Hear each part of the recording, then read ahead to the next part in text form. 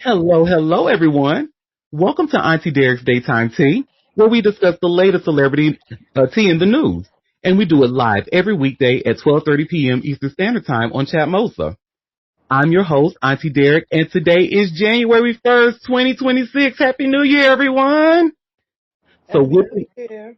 Happy New Year, and with me on the mic, I have some fabulous co-hosts, my gorgeous Moon, my Icy Chili, and my Libra Queen. Hey, ladies. Hey, Hey, Happy New up. Year. Happy New Year. Happy New Year indeed. So now before we get started, I just want to know, did y'all ever hear about that tradition that's rooted in misogyny where like your first visitor of the new year should not be a woman or something like that? So I've make heard sure it's a it. man. hmm No. It won't happen, but I've heard it. No, that's right. Thankfully, I'm no. God is good. I didn't get that one. Good. Not yet. I didn't either. Well, so maybe it's like an older piece of tradition. I don't know, but yeah, I've heard it a lot growing. So a lot of people, a lot of my older women relatives used to have me say, "Hey, can you get there to come to the house?" So I could be their first visitor. Not you Oh had to Lord. indulge in that. Oh Lord. Okay, that must have been a Southern thing. You never heard? Possibly. I don't Mm-hmm. believe in stuff like that. Like, you got to eat black eyed peas, even though I made them. I don't believe in stuff like that you do for superstitious reasons or whatever. I'm more Mm-hmm. about self improvement, improving yourself, exercising, doing something productive, changing your life, not, you know, Mm-hmm. Well, eating that mon- sounds good. Shit, I'm eating gonna do that, cabbage and while I'm going to eat, the greens and because I'm not, the way my bank account looking, I ain't taking no chances. So I'm gonna do all of the you gonna above. do all that. Look Well, here. what are I the was like, men what? supposed to have coming through the door? I think that the me stands for like prosperity. It's like, girl, don't give me the line, honey. I just do what I'm told. Uh, Like going to these women's houses to say, hey, so I can be their first visitor. And But then man. to get send you home with some black eyed peas. I mean, damn. you know it, you know it. But and Cabbage. what I'm trying to send y'all home with is $100, for a lucky winner for the next 3 weeks. Okay. So yes, and we have our hot tea cold cash giveaway. Now, for the giveaway terms and conditions, head over to auntiederik.com/hot tea cold cash. Again, that is auntiederik.com/hot tea cold cash. How you gain interest into the giveaway: you RSVP to every upcoming live show. You get an additional entry by attending that live show and staying in its entirety. And you can get another entry by sharing my show on your social media and using the hashtag Auntie Derek. So do all of that and you have a chance of getting a minimum of 3 entries per day, bitch. And also, subscribe to a bitch so you can stay in the know. It is completely free to subscribe. Head over to auntiederik.com and hit the big green subscribe button at the top left. Okay. So, do y'all remember at the end of yesterday's show, I said, good, well, especially after the special guest that we had yesterday, Jelani, shout out to him. I said that we're going to be having another special guest tomorrow. Remember I said that yesterday? No, Well, I don't. I don't think I remember. I don't But remember hey, that either, but okay. well, it was like snack dab at the end of the show, child. I think we were all checked out by then. But yes, that special guest is here, and her name is Joe Rose. So welcome to the show, Joe Rose. Hey y'all. Hey. First of all, I am so happy to have you here. You are another special guest, and you my first guest of the new year. So shout out to you for even doing this. So so I know you. What the people don't know is that you and I go back since high school. She and I used to actually sing together in chorus, and you are an amazing singer, an amazing artist, and now you also do burlesque, honey. So that she's a certified baddie. So now, can you tell us about yourself? Now, who is Joe Rose? Who is Joe Rose, the artist? Uh, to go way back, the beginning of the lore is I am mixed, and I was lucky enough to be an '80s baby back when R&B was. I mean, I feel like at its peak, and so I looked up, and the only other mixed person I saw was Mariah Carey. And I was like, okay, this is now my example of who to be. And as much as I love that you love the way I sing, I realized that I did not want to be a recording artist. I'm not a writer. not at least in that way. So then I fell in love with like stage performance, and we also got to grow up with the good Disney movies where we were always able to sing some songs. So then I fell in love with Broadway and chorus and got into chorus and stayed with that for a while until I decided that I wanted to train for musical theater. And then continuously when I jumped from like pipeline to pipeline to figure out how to quote unquote make it, whether because I've lived in New York and I've lived in LA, it was very clear that it was a very toxic world. So then when I moved to LA, I decided that I wanted to, well, first I started taking burlesque lessons, and then I decided that I wanted to tell my own stories. So I have continued to be able to perform to my favorite music and create my own costumes and storylines. And then every once in a while, I get enough time and space to write one-woman shows, which typically will have me singing and doing some movement and a little bit of acting. I'm actually currently working on 2 new one-woman pieces. And that's who I am as a performer now. I'm a burlesque producer, performer, and still theater actress and writer. And honey, the people just don't know because anybody who, if you grew up in Durham, North Carolina or any of the surrounding areas and you had a chance to see a few shows that you were a part of, they can certainly, confirm that you are truly that girl when it comes to singing and performing. And just a little bit of I'm actually going to spill a little bit of Joanna's tea for a bit. She's not really telling y'all how great she truly is. So in addition to being in chorus with me, at the time when back in high school, there was this group called Spotlight. Yes, honey, I'm talking about you in Spotlight. Now the thing about Spotlight was a group of singers that y'all remember, from Bring It In, they had to get the baddest heifers on the floor. You had to be able to sing. You had to be able to dance. And I mean, like, not no play singing, not no play dancing, honey. You had to be able to do it at the drop of a dime because you had to audition with the best of the best. Joanna was in Spotlight. And, was it your senior year in high school, maybe? Yep. Yeah. Joanna was in Spotlight. And then, she was one of the reasons that after I graduated, cause I'm a year older than Joanna. So she was one of the reasons that I would go back to see the chorus shows because I knew she was going to be in it and kill it. So Those were good times. yes, indeed. And in addition to your performing and your writing and your one woman shows, you've actually, it looks like you've created something called Culture Nights. Yes. Can you tell us what Culture Nights is? Culture Nights was, or is, another, like, most of my work comes from trying it the regular way and realizing that it's trash. So being a burlesque dancer and spending all of this money on costumes, and as much as I love to move, I'm not specifically a choreographer. So I make sure that this money's flowing in our community. I'd get somebody who was a choreographer to help me with some of my performances. So I'm spending money, and then making $36 for a show, like, plus being an actor around here where you may make $300 for a 6-week run. So you can't, like, cause my muggle is of course in the, hospitality industry, waiting tables, bartending, stuff like that. So I can't work cause I got rehearsal. I'm not getting paid for rehearsal for 4 weeks. And then we got a 6-week run where I'm, in a show Thursday, Friday, Saturday. And at the end of it, 3 months have gone by and make $300 for that. So I decided that I wanted to start creating a space for folks to perform where, one, there are really no rules for Culture Nights. So you get like a loose theme, and then you tell me. So I'll use an example. If I was doing a Christmas show and somebody was like, well, I want to do Itsy Bitsy Teeny Weeny Yellow Polka Dot Bikini. That would be then my job to be like, okay, how do I introduce this act to make it make sense for Christmas? We have Christmas in July. Now we got bikinis at Christmas, So I wanted to make a space where artists were compensated fairly, and that may the good Dionysus keep blessing ticket sales, because I believe that's $75 per act, plus the performers keep their own tips. Also a space where folks, so it's your creativity, it's your art, There are no, like, you don't have to do a glove peel. You don't have to take your clothes off. You know, if you want to be in a culture night, because it extends beyond, it's more like a cabaret than specifically burlesque. So whatever you want to bring to the table, I try to have live artists. So I have murals in some of the venues that I've used that people have been painting during the show, or folks have been painting on canvases.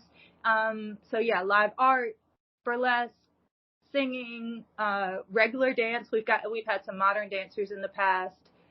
Drag is always welcome, and yeah, whatever people want to bring to the table.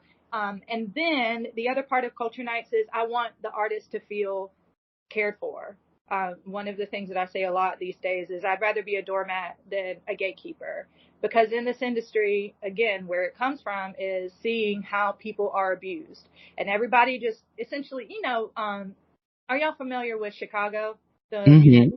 Yep. during Roxy Hart, she says something like, I'm a star and the audience loves me and I love them and they love me for loving them, and that I love them for loving me, and we love each other, and that's because none of us got enough love in our childhoods, and that's showbiz, kid. And so I know that these folks are coming because they want to be loved, and in a toxic situation, which is most of the industry, it means that you get abused because you think, okay, I'll just deal with more pain because there's this other side of it that's going to feel good. So I want when folks come to a culture night to perform, they know that I am there to facilitate their liberation. Come here and be free and know that you're safe, and know that that one thing that you want to ask for that you've been afraid to ask for, if I can do it for you, I'm going to make it happen.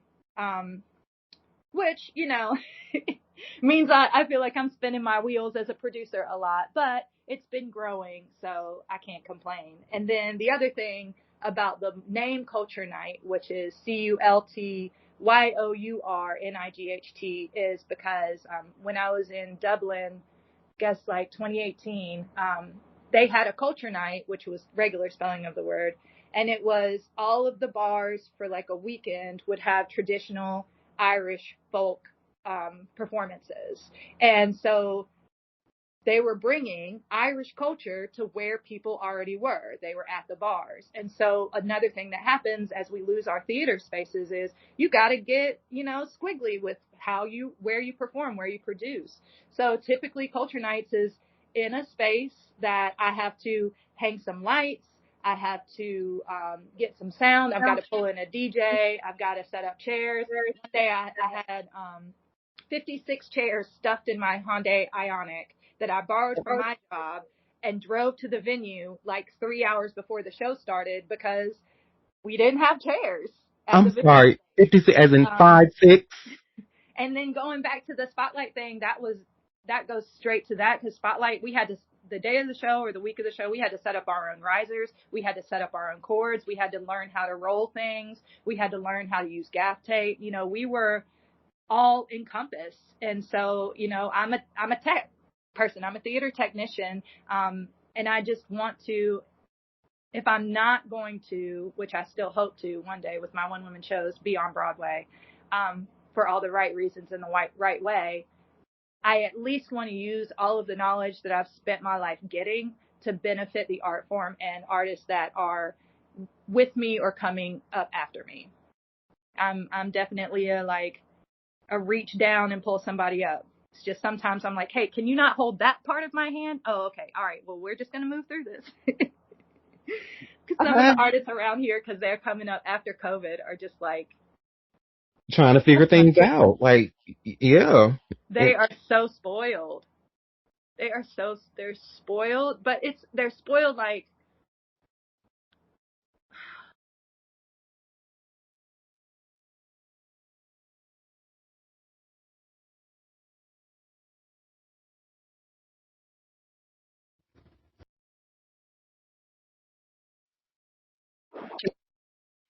Yep.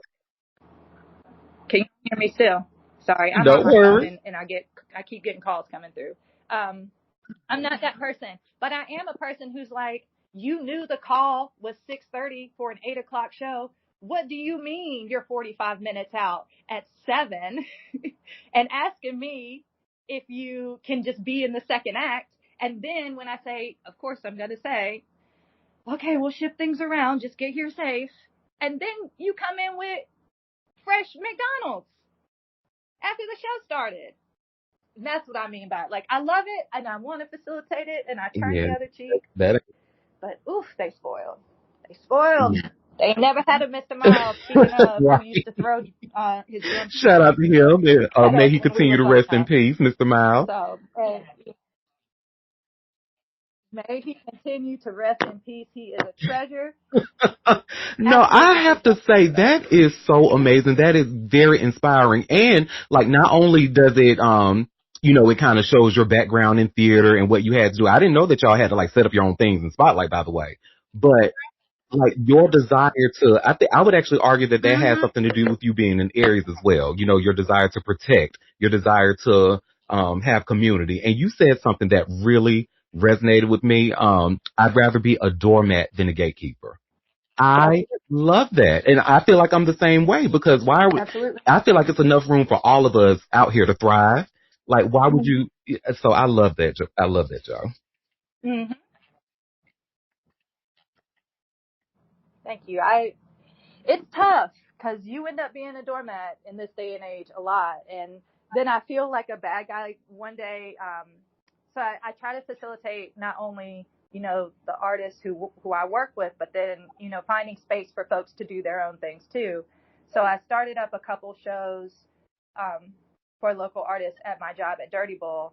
And they, I'm setting up my own dressing room. I'm setting up my tech.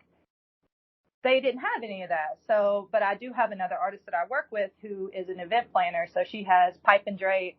And so she dropped off the pipe and drape and set it up, and I adjusted it a little bit, and that's like big black curtains for the dressing room space for one of these shows.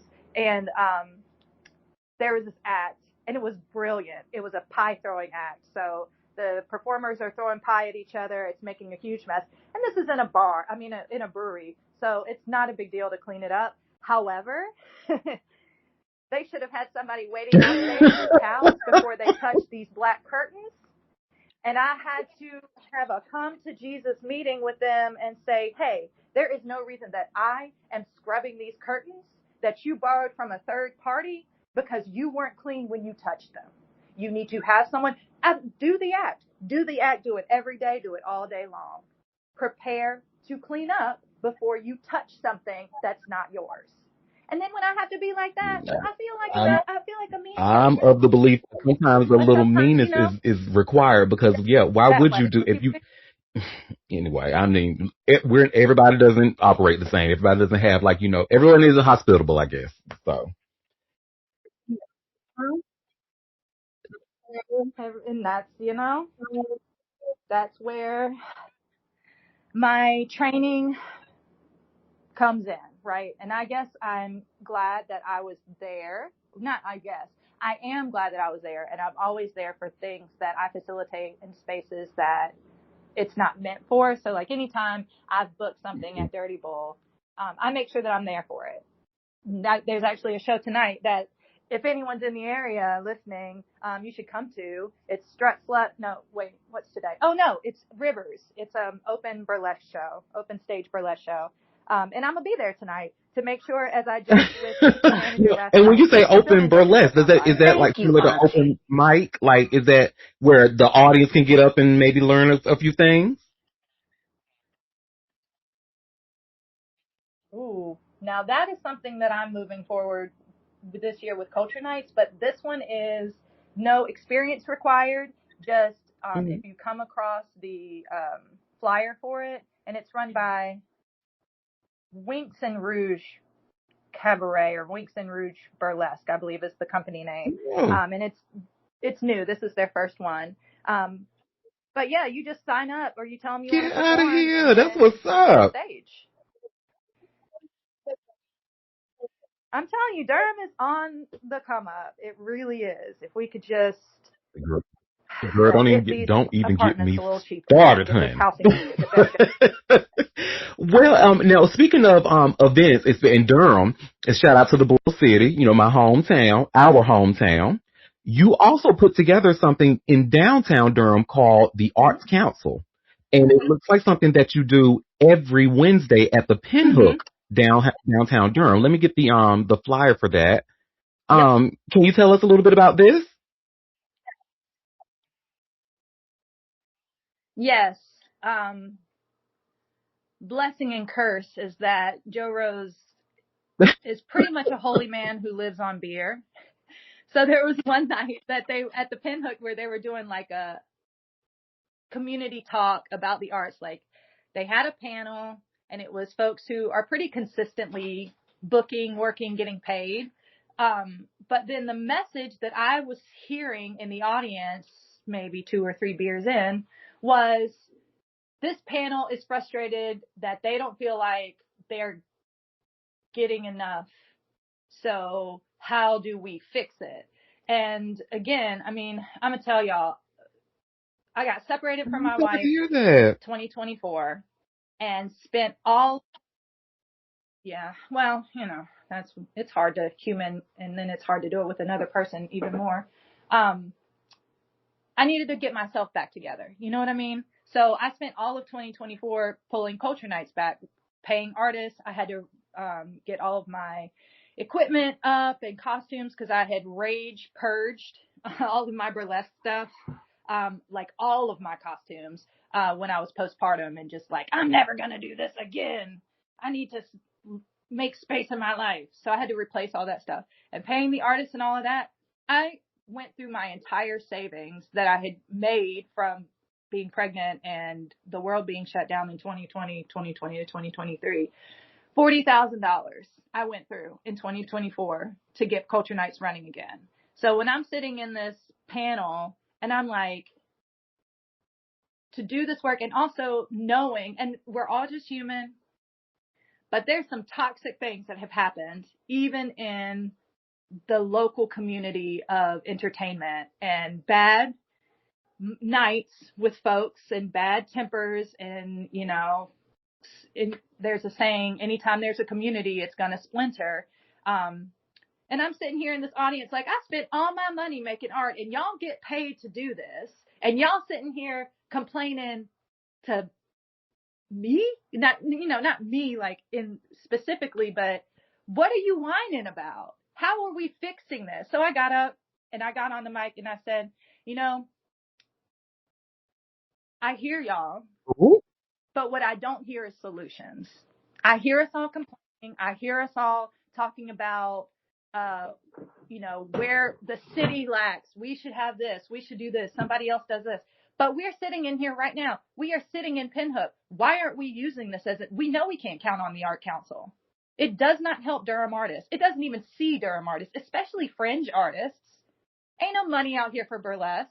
There's now within the last maybe since House of Cox got really big, there's a lot of investment in the drag houses that have been around for a long time. Like, that's not to say that they still aren't, like there's still funding and support that needs to be given. There are still flowers that need to be given to the folks who are able to get the bookings and are able to be, celebrated within the Mm-hmm. vanilla community as fringe artists.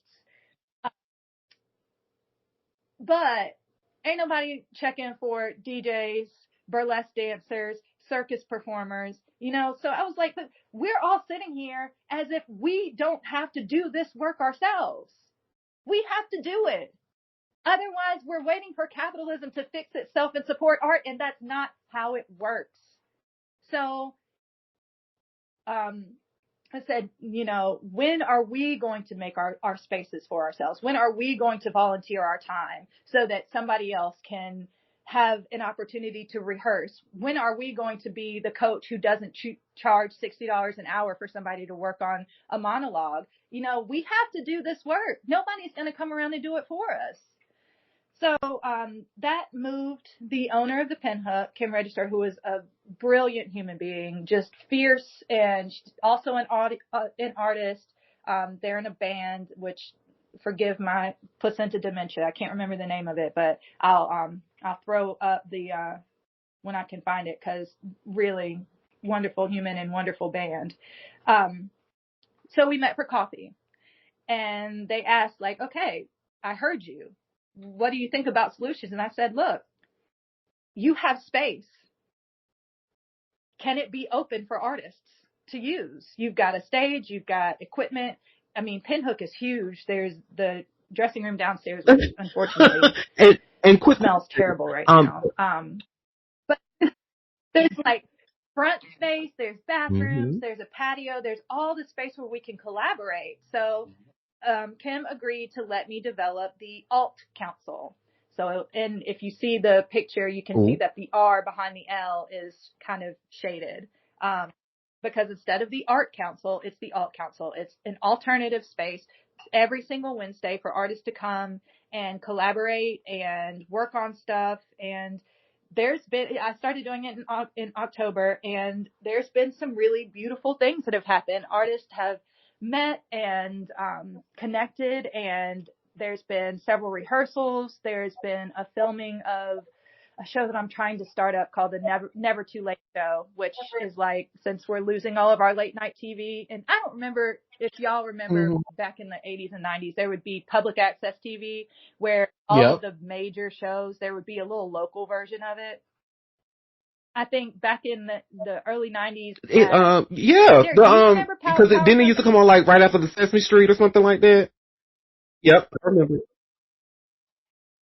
And it was a little like Durham. Yes. I remember the Power Company. Yes, I remember it. So it's like that, you know, it's somebody doing an opening monologue and then doing talking to artists. Our first interview was with Auntie, who I'm still hoping is going to be our next mayor. And it's a wish and a prayer that something changes in the next couple months, but we're not even talking about that today. But it was an interview with her to let folks get to know her, because I know Anjanae from high school. You know, she was Bill Bell's daughter, or is Bill Bell's daughter. He was a mayor for like, I don't know, 10, 15 years, and he wasn't perfect, but Durham was doing okay back then, you know? And, so she ran, but she started her campaign too late, and people didn't know who she was. And I know that she's an artist first. So even though I don't believe in politics, I do believe in figureheads. And I believe that having Anjanae as the face of Durham means that the entire energy of the city can shift to have an artist in that seat. And a mother, and, you know, a teacher, and she's driven Uber. So we interviewed her, and we're going to interview a Ukrainian painter. And then just kind of going through local folks, local leaders, local innovators, and not in that capitalistic top 50 under 40 or anything like that. Just like, these are your quick question, Joe. Does Pinhook still have their signature drink, like the one they make with the Mad Dog 2020? Yes. Oh, damn.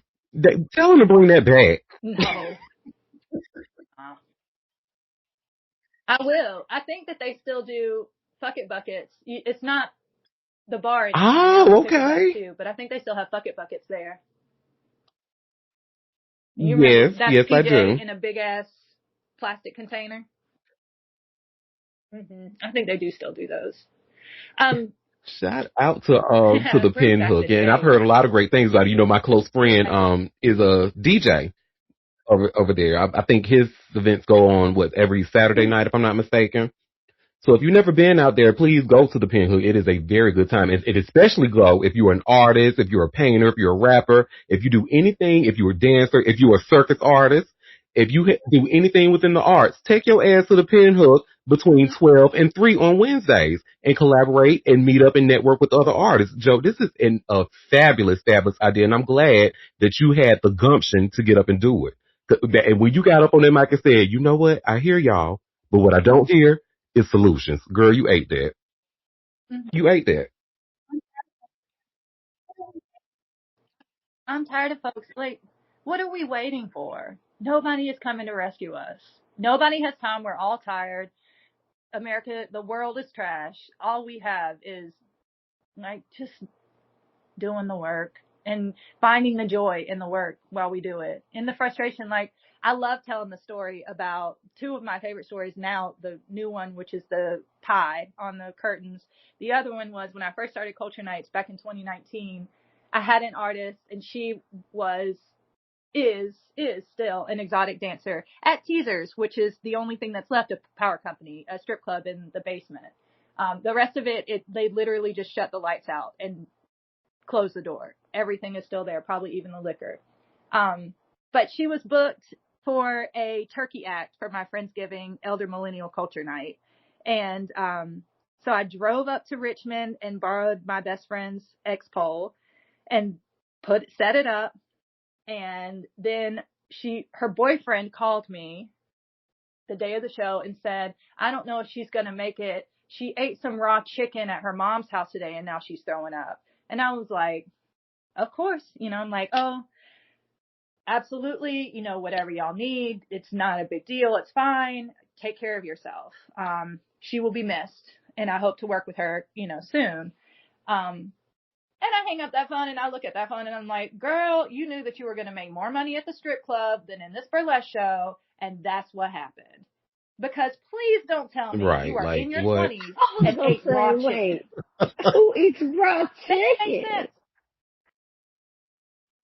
And I finally, because one of my friends loves teasers, so I've been going a lot this year. And she's there, and she's an amazing artist and does a million other things as well. But I finally, again, a shot and 2 beers in, I said, I really hope you did not eat raw chicken and you just came here to make more money that night. And she laughed.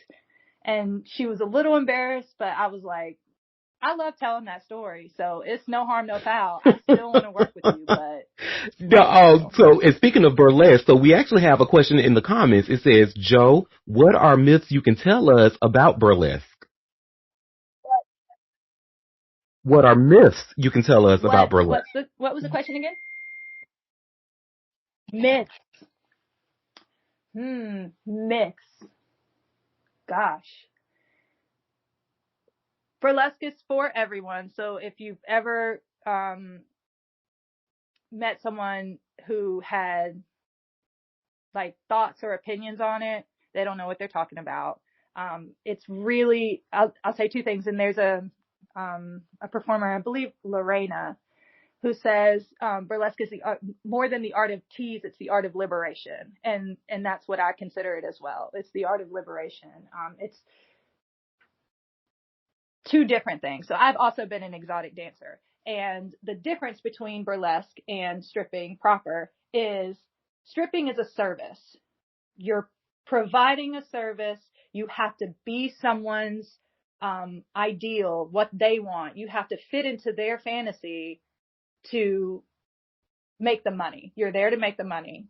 Whereas burlesque, whether it's very well paid or an open stage, you are there as a whole human presenting for an audience. The audience is there to live kind of your fantasy of yourself because you do get dressed up and you do put some people do wigs, and that's even beyond because a costume could be anything, but you're presenting something that you want to show to the world and the audience is already there loving you for it. And then that interaction on the stage is the audience watching you fall in love with yourself. So, it is stripping, but it's not always stripping. Typically burlesque, you only get down to pasties in a T-bar. There's no burlesque to my knowledge where you do, full topless or full nude. So that's a little bit of a difference. But, and I will say this, and this is what I stand 10 toes down on, and this is what I feel like the true liberation movement or the key to liberation within the art form is stop trying to legitimize it. I call myself a sex worker because if people didn't enjoy sex, there would be no burlesque. There would be no obsession with or enjoyment and indulgence in our form and how we can move ourselves and how we can tell our stories because it's all absolutely independent, like it belongs to you. And you are here because two people had sex or spent a lot of money on IVF. So, I want to always uplift the absolute liberation of bodies and pleasure, as the root of what I feel like burlesque is. There's definitely not a lot of money in it. So if you ever, somebody's like, oh, you must be, no, most of the money we make is spent on costumes and traveling. And, like unless you're Dita Von Teese, and that's commodification, and that's capitalism, mass success. And that's no shade, like her being very visible helps people who are on the edge or burly curious feel more comfortable getting into the art form. And the more burlesque babes we can birth, the better. But there's no money in it. But it's like, when I spent all that money to start Culture Nights up again, cause I love to travel, and I thought to myself, this money is just sitting here. And this is literally where I was coming from.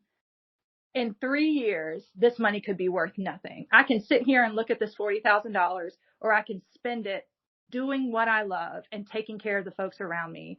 And when I travel, I don't expect any money back. I mean, it'd be nice eventually to make a little change for this to be something that sustains me, puts food in my belly, and buys a plane ticket. But I would rather spend the money and live a beautiful life, live a life that I'm excited about. And other than that, I mean, I think instead of like myths, that's more kind of pulling the curtain back about it, because I can't think of, unless somebody told you that burlesque is for a certain person or that you make money doing it, there's no myths I can think of. Now, somebody could throw one up in the comments. No, thank you for that. And that was actually a really good explanation of the difference between, cause I actually I didn't know that burlesque dances only, cause I thought everybody was showing pussy, honey. I ain't gonna tell you no lie. But I didn't know that they only get down to like to pasties or like something that's covering the private area at the most. So I thought it was I just thought in my mind, and I hope this isn't offensive because I truly don't mean it to be offensive, but I always thought of burlesque as, a classy stripping, right? Stripping that's on the stage, like Broadway stripping, if that makes sense. So. Broadway stripping. It would be, I don't know. I think there's a huge beauty in having thick skin about Work vulnerability. So you can't offend me, boo. Throw me all the questions that are uncomfortable, and I will answer them. And that's the way I've always been. Like, white folk come up and like, can I touch your hair? And I'll be like, yeah, I don't care, but I am me. Don't ask somebody else thinking, oh, Joe said it was okay, so it's okay. Nope. So right, because don't touch Auntie Derek's hair, because that'll probably get you popped. Now, my next question though is, what is the wildest thing you've seen in your audience, in any audience?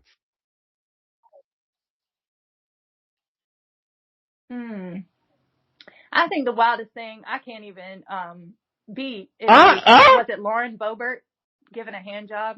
I'm sorry. What? I'm sorry. You said what? At a musical. We all saw that on TV. What? Remember? I didn't even know that happened. More happened. wild than that, because it was also like a PG-13 musical. In my audience, and Durham is a really dope place where I went from always being the side hoe to studying polyamory these days, where there are no side hoes anymore. We're just all in a polycule together. So the strangest thing I would say, if I was younger and Durham wasn't shifting with the way that intimate relationships are being handled, it would be seeing folks that I had been involved with or who I knew they were involved with sit with somebody else in my audience.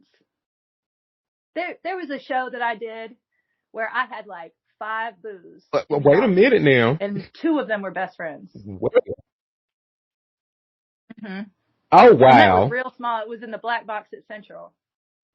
Honey, I have lived. I have lived.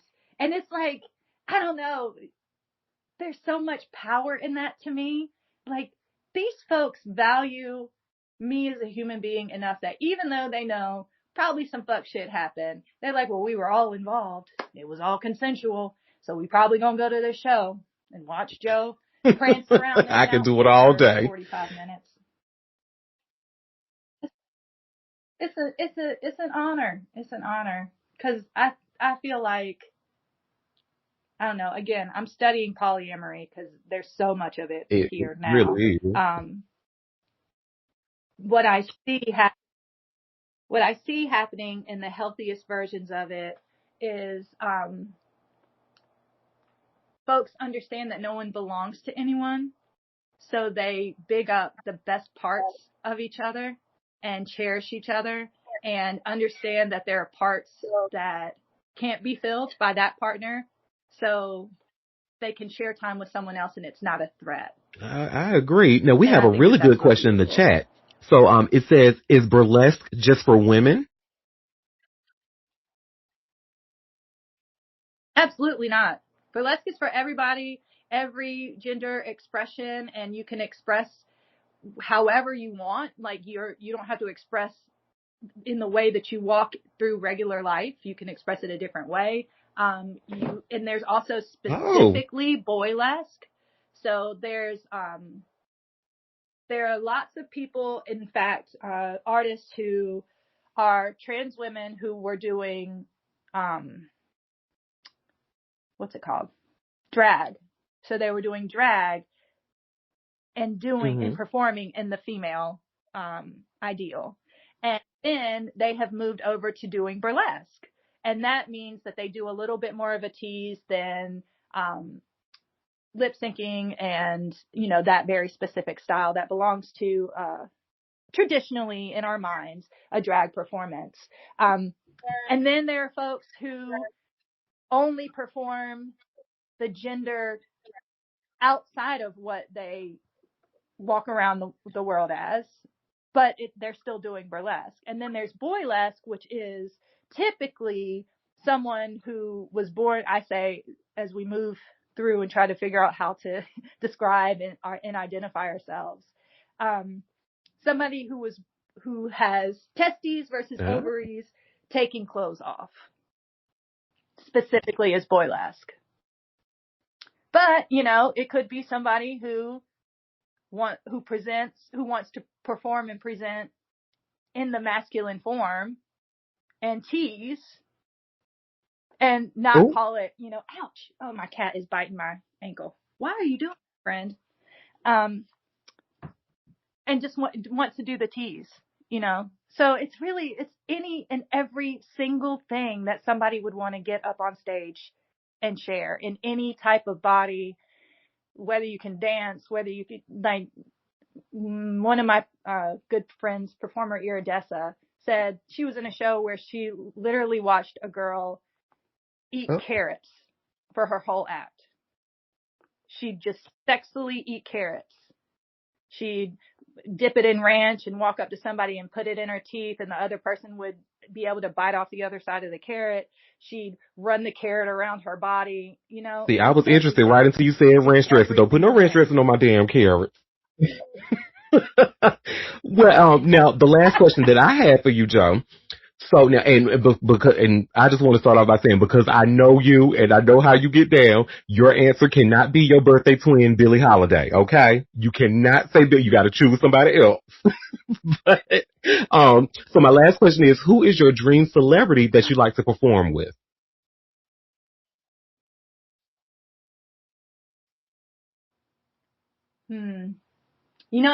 I'm working, one of my one woman shows I'm working on this year is a blend Nice. of Holly Murray, Billie Holiday, and Josephine Baker. We go see. Ouch! Why are you biting my feet, friend? This cat And you showed got her up in on your the house? full moon after Halloween, and Oh. now I have Yeah, she's mine now. I took her Okay. to the vet and she got a name and everything. I wish she would stop biting my feet though. Let's see. So I think honestly, gosh, that's hard. I think it would depend on the performance. I think if it's like thought provoking, like change of ages, Pisces to Aquarius, it would be Amanda Seales, because I really, not only do I think she's a brilliant performer and writer, I love her heart and her mission in this world. So working together on a liberation piece with her would be super dope. And then if it was somebody that I could call back from the other realm, it would Nice. be Prince. And then I feel like I should have Girl, go on somebody ahead and say Billie probably Holiday. I know you want to. Let me I would. I'd pull Billie Holiday back and let her sing the song I and do know my that's burlesque right. piece. Oof. We'd both have to go at some Well, point. Joe, thank you. That was Yeah. amazing. I have learned so much from this conversation. Now, that was all the questions I have. Now, did any of my co-hosts have any questions about any additional questions about burlesque? That was really fun. It was fun.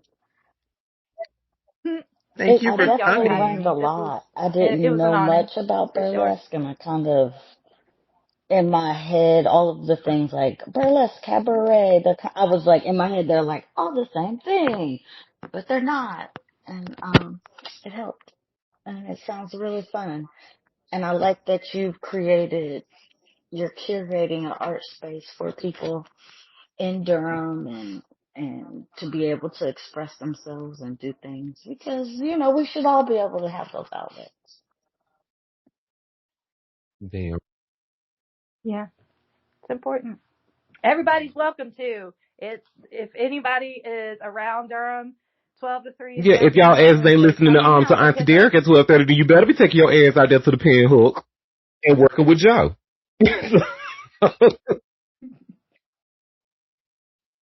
We need to do one Baby, live let's from the go. Pin I'm Hook I'm with it. well, I could be live at the Pin Hook You know how to get me down at the Pin Hook. Bring and back that pull drink people with up the on Mad the Dog 20, y'all, because that mountaintop. drink was good, y'all, and it had like some kind of a jalapeno concoction in the girl. It was a really like a symphony of flavors, honey. Really good time. I'm gonna text Kim about it. See if we can bring I'll somebody. be there. Wait, if we I bring am Kat, indeed. you gonna come visit? I am indeed. No, I'm coming anyway because Come down I here, really feel like this is a visit your really good folks. idea. And I need to do some networking myself. So trust me, I'll be there. Oh, one last thing I do want to say. Next Thursday also will be Nice. some DJing Well, from we already know LA. the DJ taking care of because that's another fellow Aries, honey. You know how we do. So excited. Well, Joe, now the people who are listening, It's gonna be fun. other than the Pin Hook, where can they find you on social media? I am _Joe_Rose_. I'm mostly shadow banned. So you have to look for me. Another way to find Joe Rose is to look for Culture Nights First. That's not shadow banned, and that's just Culture Nights, CULTYOURNIGHT. That's both of those are Instagram. You can go to the website, culturenights.com, and it will take you, right now it's just like a front page. It will take you, there are two buttons. One will take you to the Eventbrite for upcoming shows, and the other one will take you to the Patreon so that you can sign up to keep this Well, I art will be signing up alive and shortly after moving the forward. recording. So thank you for that. And my listeners will be able to see the link because I'll have it published, once the show gets published. I love you more.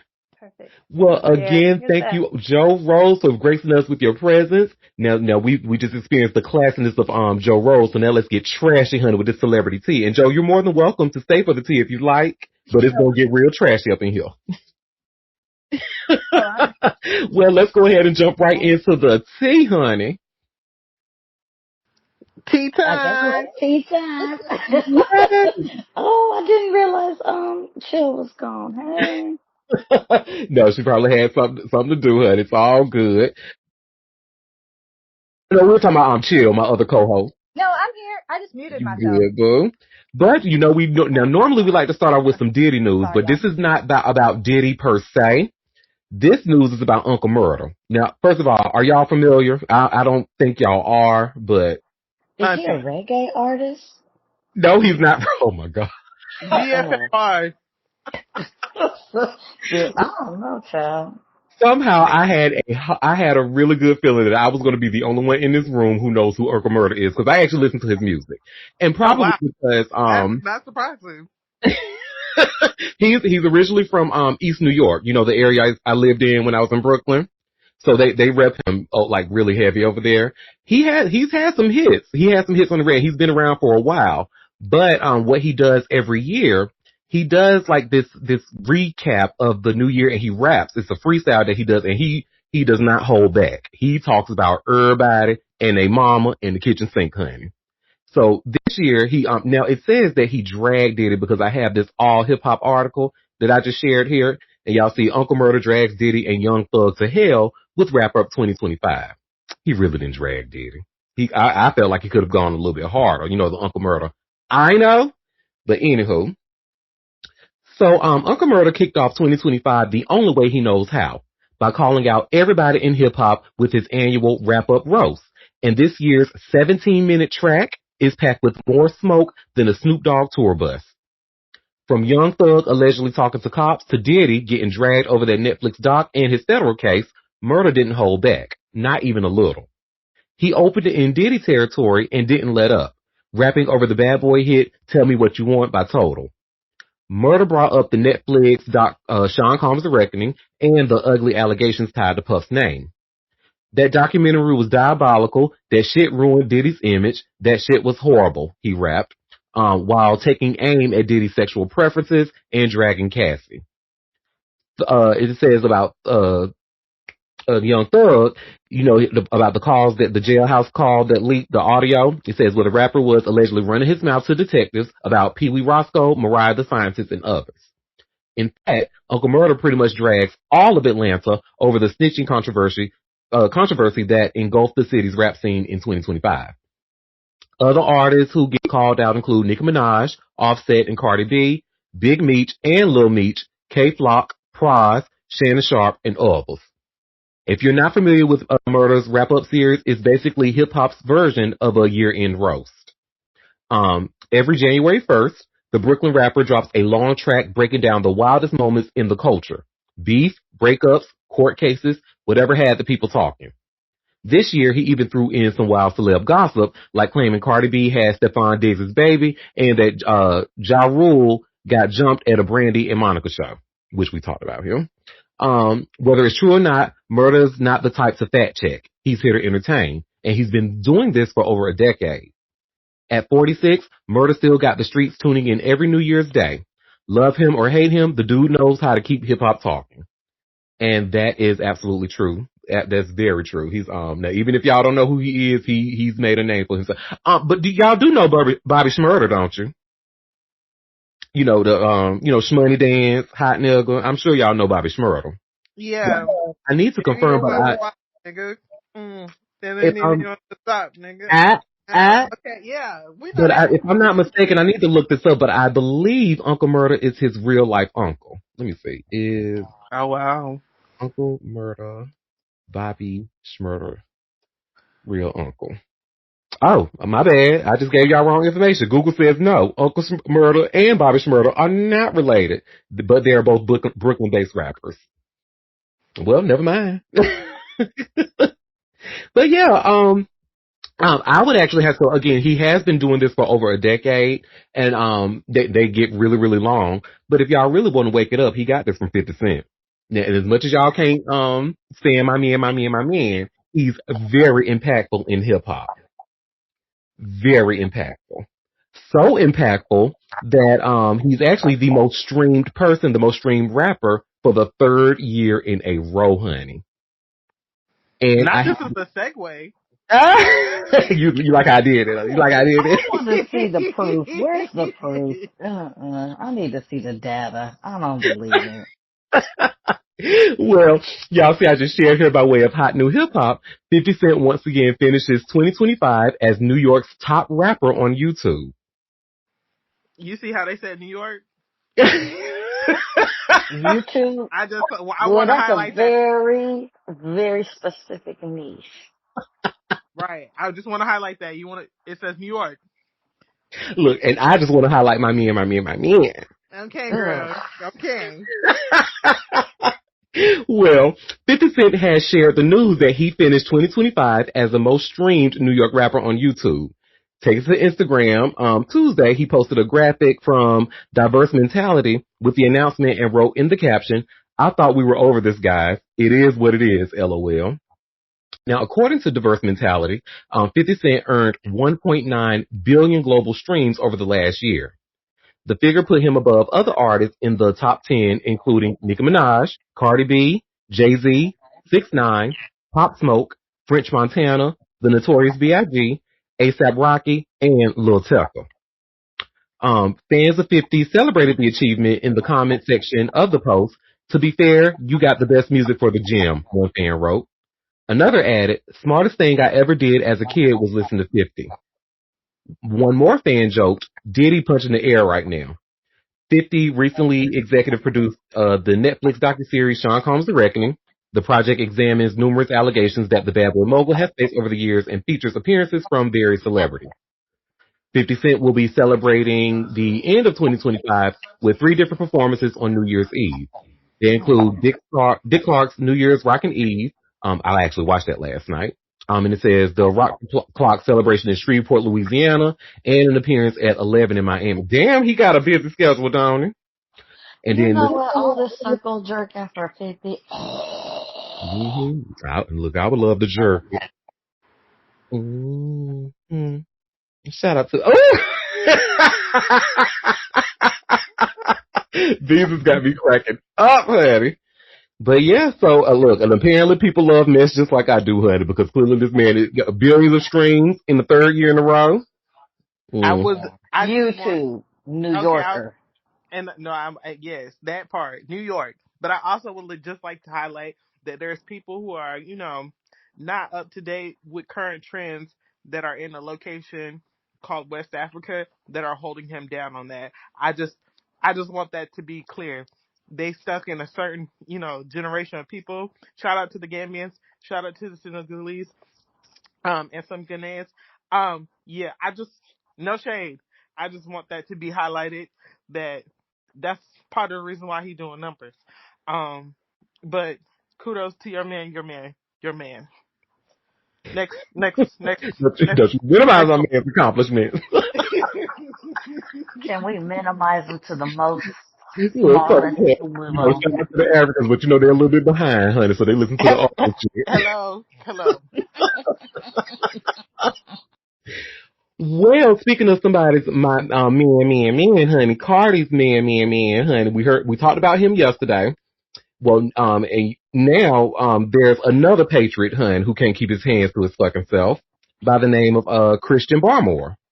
And I have this TMZ article here, and you should see where it says Patriots player Christian Barmore facing domestic assault charges.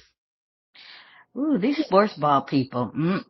This And is not good. That's all they do is put their hands on people. That's not good. it's really I mean, not. they're trained to hit. I'm just saying. What do Yonla say? What the hey? You better go somewhere and beat your meat. Literally, they are trained to perform. They are trained to hit. But baby, good luck with some hollow points. Okay. Yeah. Now, one day after Stephon Diggs was charged for allegedly attacking his personal chef, the Patriots star defensive tackle Christian Barmore has his own legal matters to deal with, as he is now facing domestic assault charges. According to court documents obtained by TMZ, a woman called the Mansfield Police Department on August 25th to report an alleged incident from August 8th. The woman told cops Barmore became angry with her after a disagreement over the temperature of their bedroom air conditioner. Later on, she said they argued over food the athlete claimed belonged to him. The woman said she decided to leave and went to gather her belongings. She said she called her mother, but claimed Barmore took the phone out of her hand and ended the call. She then alleged Christian threw her to the floor.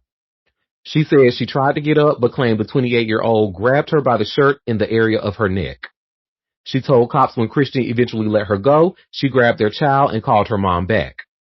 The documents state that the Patriots' fifth-year player called his mom, who attempted to calm him down. About an hour later, she said a car service provided to Patriots players picked her up and took her over to took her and their 2-year-old daughter to Delaware. When officers asked why she didn't report the incident sooner, the report states that she was in fear of Christian and his handlers, especially since he's a wealthy NFL player. On September 9th, the woman who said she had an on and off relationship with Barmore for 3.5 years decided to go forward with the charges, which were filed on December 16th. The Patriots put out a statement shortly after the news broke, saying they were made aware at the time of the incident and informed the NFL in a timely manner. The matter remains part of an ongoing legal process. We will respect that process, continue to monitor the situation closely as we have over the past few months, and cooperate fully with the league. We will have no further comments at this time. Go ahead, Quinn. Your hand was up. Fighting over the temperature of the air conditioning and food that was it broke behavior. But if he was in Mansfield, and the Mansfield I know was in Texas, broke behavior, sir. I need you to get up off the fucking floor. Okay? Mr. Multimillionaire, and and your mama's boy, you had to call your mama to calm you down? What are we doing here? Where is the emotional maturity? I need them to train those football players as they train them on the fucking field. I need some in-house therapy counseling happening as well, because what the fuck? At his big fucking age, with his big fucking body. Sir, go to him. Yeah. But also, do we think some of this rage and all this stuff is from steroids? Do we think it's is a lot of that happening? Because this is weird. It's just too They much get anger tested though. and random rage. They get tested though. I would not say that they have found another way to get around quote unquote roids or whatever. I would never say that, because I done seen some shit, okay? I done seen motherfuckers smoking spice because they couldn't give up weed. But I think a part of it is just the nature of they get trained to hit, and a lot of them is getting shit done to their motherfucking head. CTE is motherfucking real. Yeah, well, that's true. And there's not enough medical science that can diagnose it in real time. And also, you're dealing with people who are young, getting into the game, into the league, who are not emotionally mature, and they basically are training adult people who have young minds, if that makes sense. I think that's what that is. They're very emotionally stunted, unfortunately, and this is a second example in 2 days. And guess what? The NFL is not going to do. They're not going to make it a big deal, because it's not hurting their bottom fucking line. Mm-hmm. And I'm glad you actually said that, Libra Queen, because it actually, that's a good segue to the next story, because there's actually a sports exec that agrees with you. The more talented, the more talented you are, the more that you can get away with fuck shit. And so y'all see, I just shared here by way of TMZ. Stephon Diggs' talent makes it easier for teams to support him. Sports exec says. So now there's actually, we're not gonna watch the 5-minute video, so I'm just gonna read what they talked about. But Stephon Diggs will continue to receive a ton of support from the New England Patriots because he's super talented, while his teammate Christian Barmore might not get the same backing. So says a sports executive with years of experience in the business. We spoke with Andrew Brandt, a Villanova Law School professor who worked for years as an agent and executive with the Green Bay Packers, on TMZ Live Wednesday. And we had to ask him about the Patriots' statement of support for Diggs after he was charged with strangulation and assault. Brandt tells us if you read between the lines of the Patriots statement, you can tell the organization's pissed that they have to deal with this off the field attention while they should be celebrating an AFC East Division title. However, Brandt notes Diggs is a very gifted receiver. So New England is going to give the Star more leeway than, say, Barmore, his teammate who is facing a domestic assault charge. When the Patriots released a statement about Barmore, they didn't say they support Christian, which Brent says could be nothing, though he notes Barmore is injured right now, making it easier for the team to distance itself from the player. By the way, Diggs might only be facing charges right now because the person accusing him of assault couldn't come to a settlement agreement with the star athlete, Brent admits, adding another wrinkle to the upcoming legal proceedings. As for when the league might hand down a punishment, Brent gives his reasons for why it could be a long time coming. And they say listen to the clip all the way through to learn why. I won't be doing that. But basically, they don't expect the Patriots to take a moral stand. It's all about winning in the NFL. I mean, yeah, he's saying the quiet part out loud. I mean, but I feel like we kind of knew that already with a lot of they tend to sit back and because we talk about a lot of domestic violence stories here on this show within the NFL players, and none of They them don't, have been unless really. they get convicted or they get seriously charged with a serious crime, they usually don't get, like, in trouble or cut or dropped or whatever. Hmm. If they get into if they actually go into the legal realm, like, okay, it's looking real, like you're gonna be on trial, and then they get up and like, okay, well, so and so is not active or whatever the little lingo they be doing. Mm. It's unfortunate. It's too much. It's a lot. And it has to do with something because there's just too many men on a regular basis that we talk about that are committing domestic violence at least once a week. Really, really.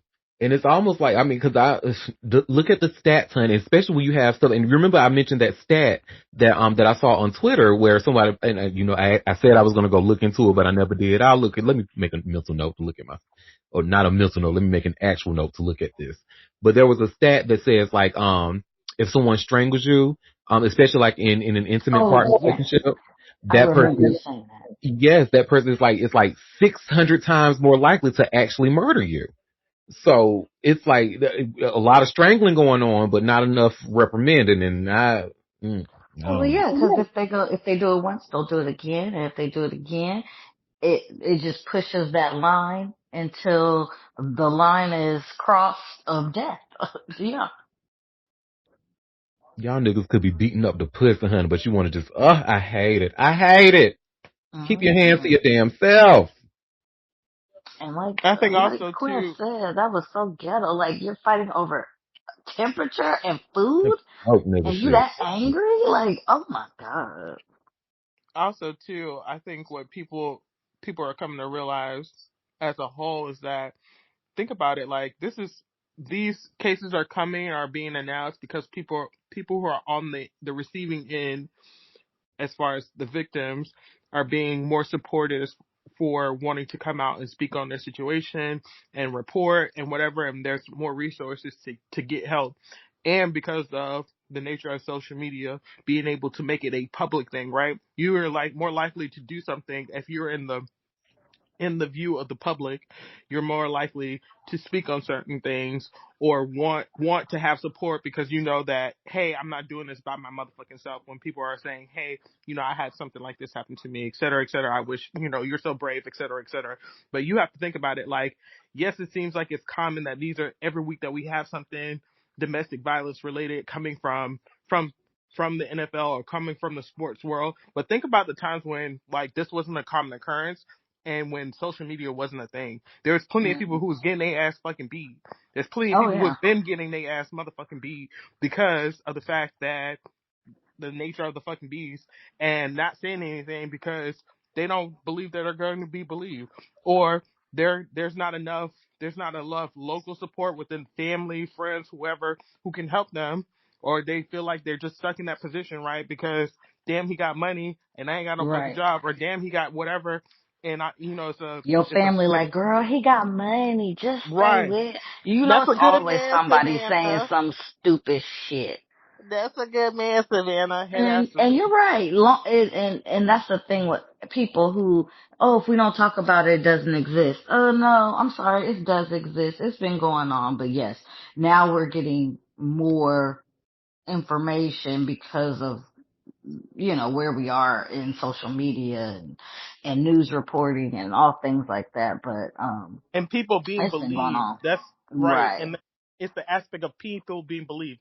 Because there used to be times where you could say something, people coming out, and people would not believe it because that person had so much notoriety. Oh, he would never. Oh, he would never. Oh, Yeah. she would never. That's foolery. And because of the fact that has the diminishment of people's character has been for public consumption, right? Shout out to the Me Too movement. Shout out to those who just came and told their story, because the plausibility of someone not being put on a pedestal where they can't do certain things, that where people would never believe that certain people would do certain things, has been brought down several notches. I think that also too is one of the reasons why it's becoming a common occurrence for people to report and people to say things and people to open up investigations and things of that nature. Mhm. Mhm. Agreed. Yeah. Yeah, and that's the patriarchy is a hell of a drug, honey. The way that people will go into it, because the thing about me and how I feel about woman beaters, though, I think that's like one of the most disgusting, like gutter butt things that a man can be, right?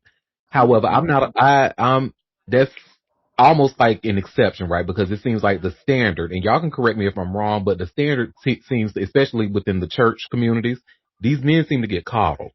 Like, Oh, oh, well, I know you didn't mean to do it. Oh, they may have done something to make you do, stuff like whole time, like the femicide numbers are like going up, up and up. Like it's, I feel like we need to really make a change in how we are treating these people. Like, fuck the coddling, but I know I'm just speaking to the damn wind here, child.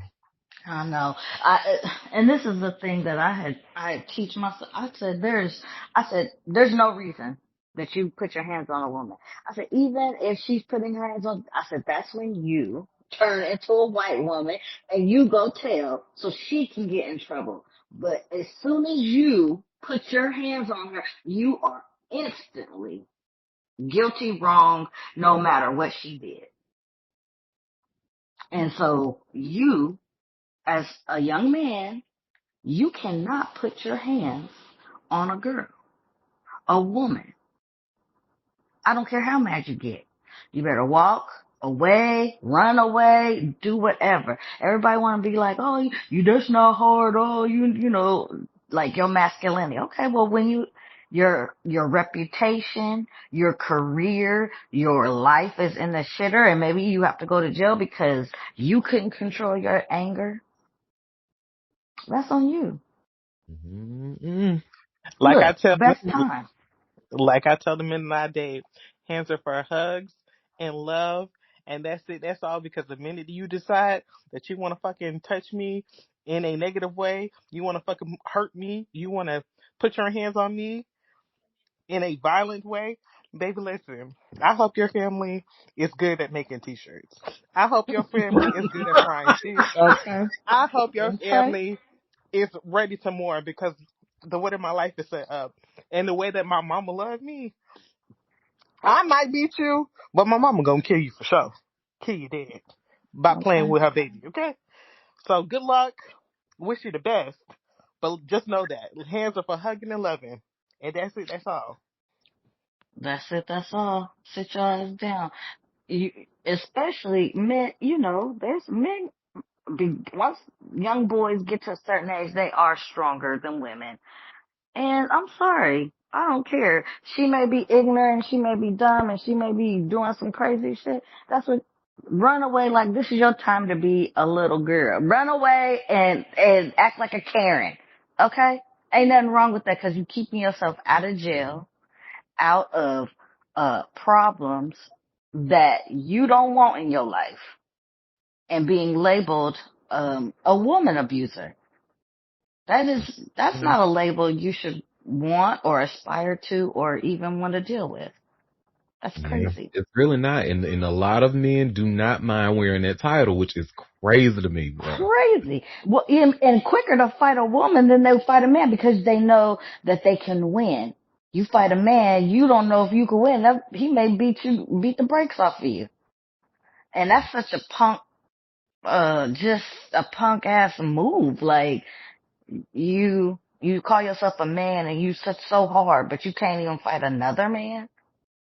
I don't know about that. That's a little weird to me. Well, speaking of weird, honey. So now this next story, and we're gonna do a whole 180, by the way. But this We probably next need to.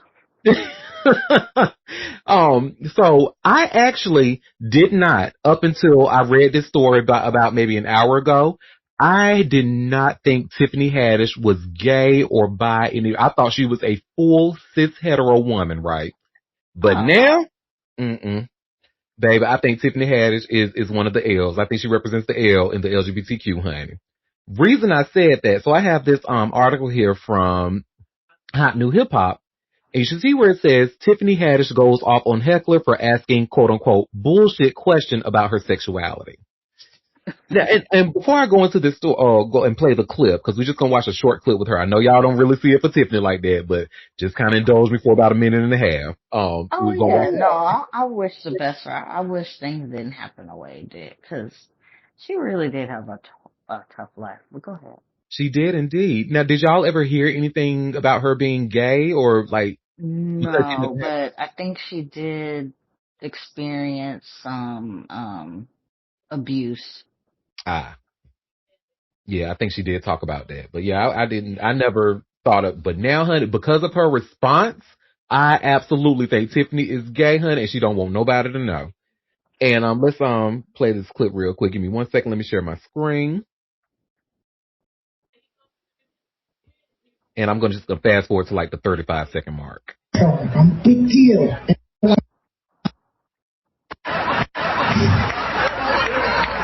I make sure she get hired on everything I fucking do. Do I date women? Girl, you ask me that? I do not. No. Man, you wanted to know? I was gonna go into a whole other joke and then you asked me that bullshit ass question. Nah, I don't date women. Nah, I ain't been gay since 1979. That was the last time pussy was in my face. I ain't there yet. I can't see myself going there. I worked at a free clinic for a little bit, and I think pussy at its worst. I'm cool. Well, Strong enough for a woman, but it's made for a man. I can't do it. She looked like a snail to me, like a slug from the bottom. It's gross. Just oozing juices and shit.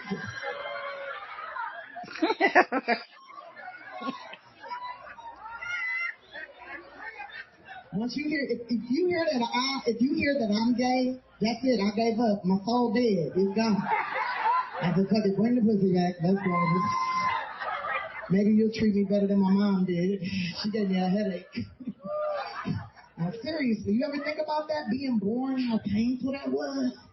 To be born coming through that tiny little, just squeezing up out that motherfucker, squeezing your eyes, your nose, checking your ass out.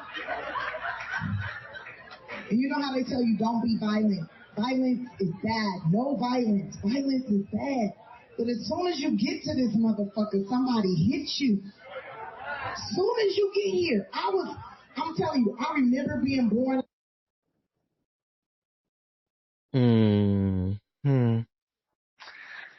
well, Y'all saw how she over-explained that, right?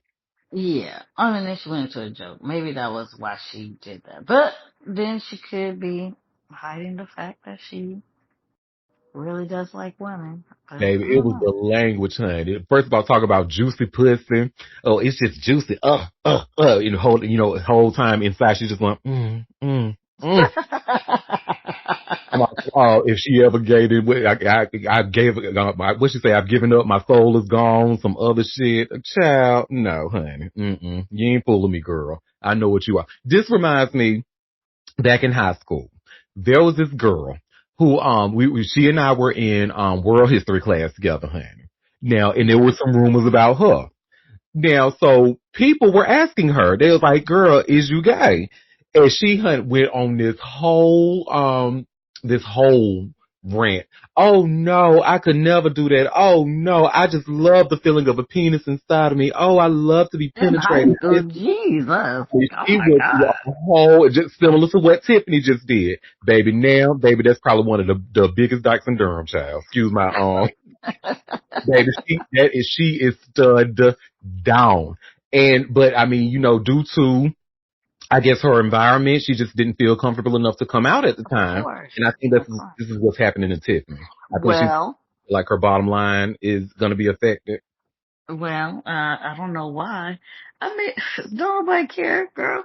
But Yeah, I'm also, good. that did happen to a girl. She accused this girl of being gay, and she was like, like try to.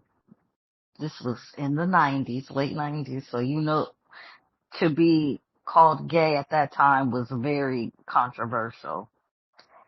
That girl beat the brakes off of the girl calling her gay. And when I say beat the brakes off her, she made her piss on herself. But Mm. several years later, who actually ended up being the lesbian? The accuser. Ain't that something? Pointing them fingers. Hmm. And it was really you the whole time. Amen. Yeah. I truly do wish people didn't care anymore, hun. But homophobia, transphobia, that is like so rampant these days.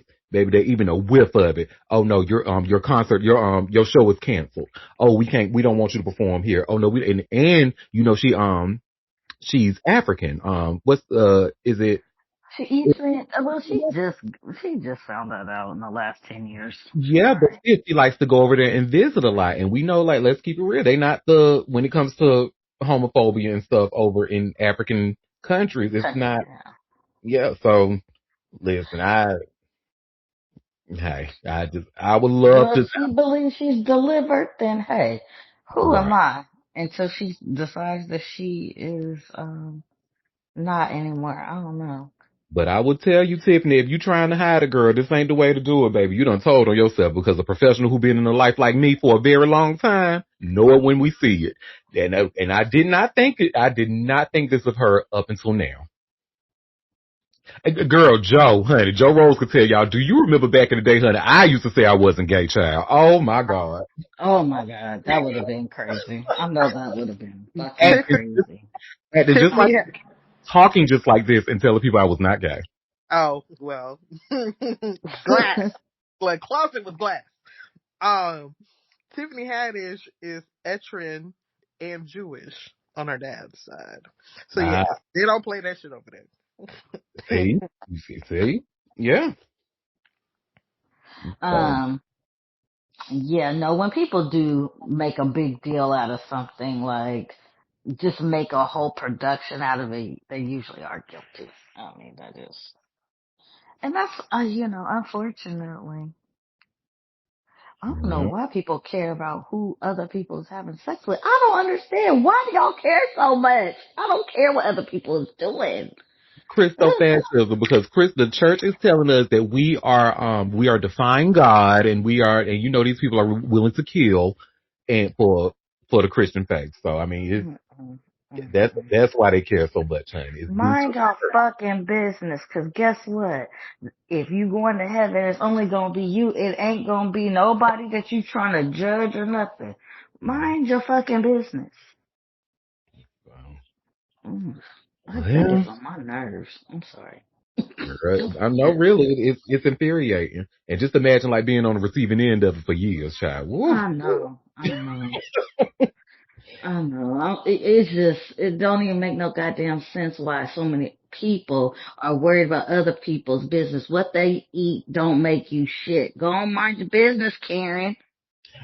And what really annoys me is that the people who sit there and act like they don't care, but then just do everything like these Republican stuff. Oh, I don't care nothing about no drag queen stuff, but you actively protesting against drag shows. You actively go, oh, well, we're worried about our kids and stuff. Your kids are dumb and can't read. Y'all worried about the wrong things. And y'all Like, letting the priest molest them. Oh God, let me listen, not. listen, honey. You talking about Listen, maybe Linda, drag queens listen. the drag queens are not molesting nobody. I'm just gonna put that out there. No, So, no, they're and the not. numbers It's show usually it the is uncle usually right there next to you. hmm it is usually Or the overwhelmingly auntie. cis het white men. Mm-hmm. So the numbers don't lie, honey. Men lie, women lie, numbers don't lie. Okay. Well, American women, y'all can rejoice because y'all knew Bay, honey, Anthony Joshua, after that horrific accident, he is now out of the hospital. Good for him. Yep. I I don't just need shared to here by way see. of TMZ. Anthony Joshua released from hospital after fatal car crash. Oh, Boxing superstar Anthony Joshua has been released from a Nigerian hospital after being involved in a car wreck that killed two of his trainers. Anthony, a former heavyweight champion and Olympic gold medalist, was discharged late Wednesday afternoon and will continue his recovery from home, according to authorities in Nigeria. I'm sure you are welcome in a whole bunch of other women's homes too, honey, for recovery. Anywho, uh, um, as we reported, Anthony was under observation at a hospital in Lago after Monday's fatal car crash. The boxer's strength and conditioning coach, Sina Gami, and his trainer, Latif Ayodele, died in the crash. The three were all close friends. Joshua was sitting in the back seat when the car he was riding in crashed into a stationary truck on a crowded expressway in Nigeria. The crash came a little over a week after Joshua beat Jake Paul's ass. And Nigerian officials say Joshua went with his mother to a funeral home in Lagos after being released from the hospital to pay his respects to his late friend. So that's nice. Wishing you a speedy recovery, and I just know he is so traumatized. That is, because I just imagine like coming off a high, celebrating a big win like that. Y'all in the car and there's something on the highway, and then now two of your close friends, people who help you to get to where you are professionally, now they're just gone, just like that. So, oof, honey, and he probably got survivor's remorse like a motherfucker, honey. But the thing about that is, so that driver may be getting some criminal charges in Nigeria. So I have another TMZ article. And you should see where it says driver in Anthony Joshua crash, released from hospital, and could face charges. So, it says days after the car crash that injured Anthony Joshua and killed two of his trainers, the man behind the wheel has reportedly been discharged from the hospital and could face criminal charges for his role in the accident. A police spokesperson told the Guardian Nigeria the driver, who was hired for the trip, has been speaking with officials to share his side of the story. The outlet stated that he could be hit with reckless driving charges as a result of Monday's incident. The driver of the truck that Joshua's SUV smashed into fled the scene immediately after the crash and is now being hunted down by officials. As we previously reported, Joshua's trainer and longtime friend Sinagami and Kevin Latif Ayodele were killed in the accident on the congested Lagos-Ibadan Expressway. And I'm just going to end it there because the end has like a lot of repeat language that we just read. So yeah, so I'm definitely going to follow to see what happens if that man is going to be charged. I didn't know he fled the scene. So that's crazy. Ooh, we have a very interesting comment. This sounds like a Princess Diana type setup. And isn't Anthony Joshua British? I'm just saying, 1+1 =2. And beans on toast equals, I don't know. Anywho. So, what I got for y'all next, honey? Oh, T.I. wants y'all to know, make it really clear, Lil Wayne did not inspire him. He says Lil Wayne is cool, he's a peer, but he did not inspire me. And I have this link here from from Hot New Hip Hop, its brother.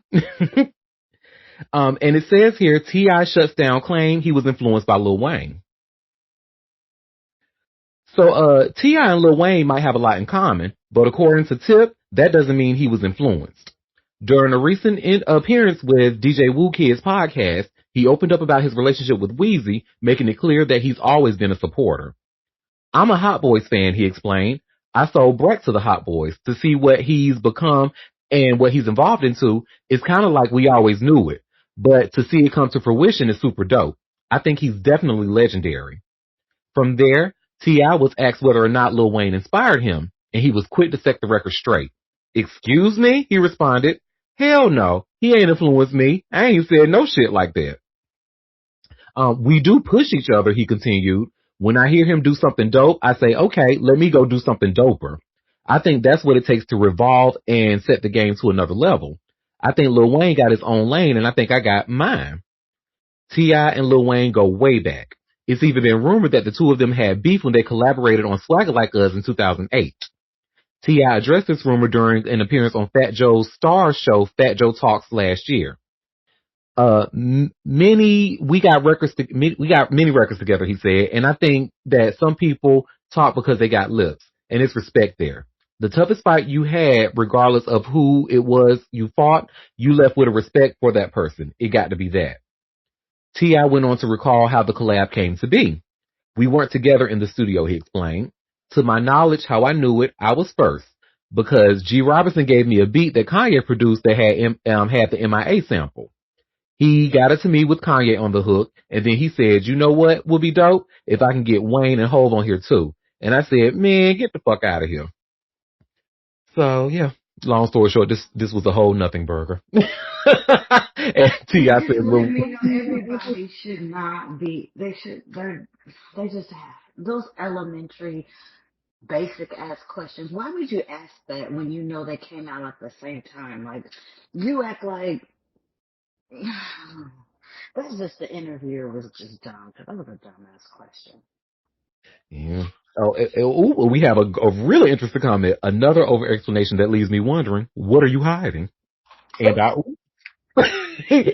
and I, ooh. That hairline that's receding in the back, that's what he said, but I guess we ain't gonna talk about that.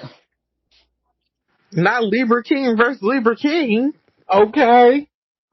I think that podcast was just, that was so like, that was such a fucking stupid question. It really was. Do you not know the history of that? You don't understand that they was out at the same time?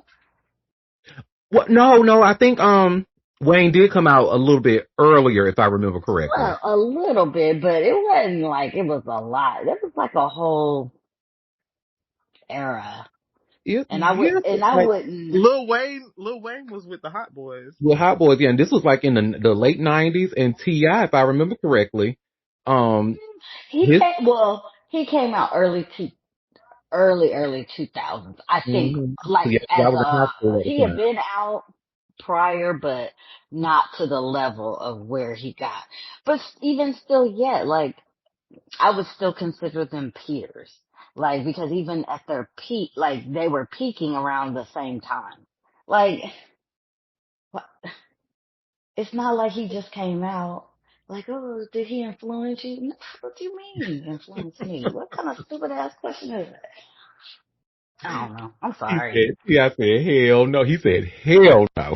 That was what got. Because I know he felt disrespected because that was a stupid ass question. It's not like T.I. came out in 2015 or something and Lil Wayne been doing his thing and then you ask that. Like, do better. I don't know.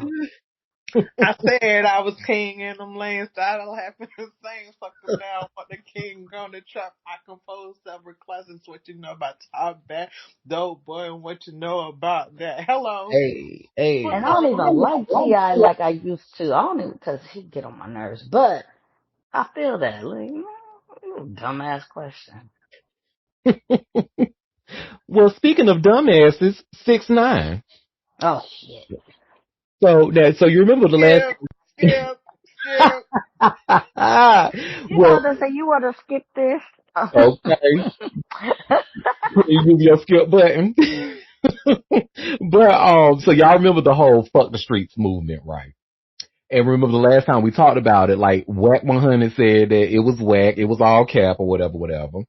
And now 6ix9ine's stupid rat ass, you see where it says here by way of hot new hip hop, 6ix9ine calls fuck the streets a tactic to justify working with Gunna. I Oh know Well, my a God, no, motherfucker he. who ain't got a fucking handler the and audacity, right? fucking and No, fucking and snitching for time off and to get fucking release and protection. Not he talking, was just yeah, listening. He was motherfucker. offering up some new shit. What is he Hello, talking Whole about? federal informant, honey. not a consistent snitch. Not I'm on payroll head assery. I know you fucking lying. I It's know the you fucking fucking lying. nerve for me. It's the fucking nerve for me. Oh my gosh. I'm sorry. What? He wish somebody would work with his raggedy ass. Ugh. Mm-mm. Go ahead, Auntie. hmm Sorry. And that's really, and that's, I'm not even gonna go too deep in this story because it's really, and the quote he says is, they realize that Gunna doesn't need them. Gunna is going to continue to prevail and continue to succeed without him, he explained. It's saying, hey, guys, we're only letting Gunna in because Fuck the Streets is dead. Ah, child. Well, whatever. Stupid. You wish that was the case with your sniffing. That's why you try to push that. Like, see, it ain't nothing wrong. And I don't even think Gunna snitched. He just said, all right, whatever, I did it.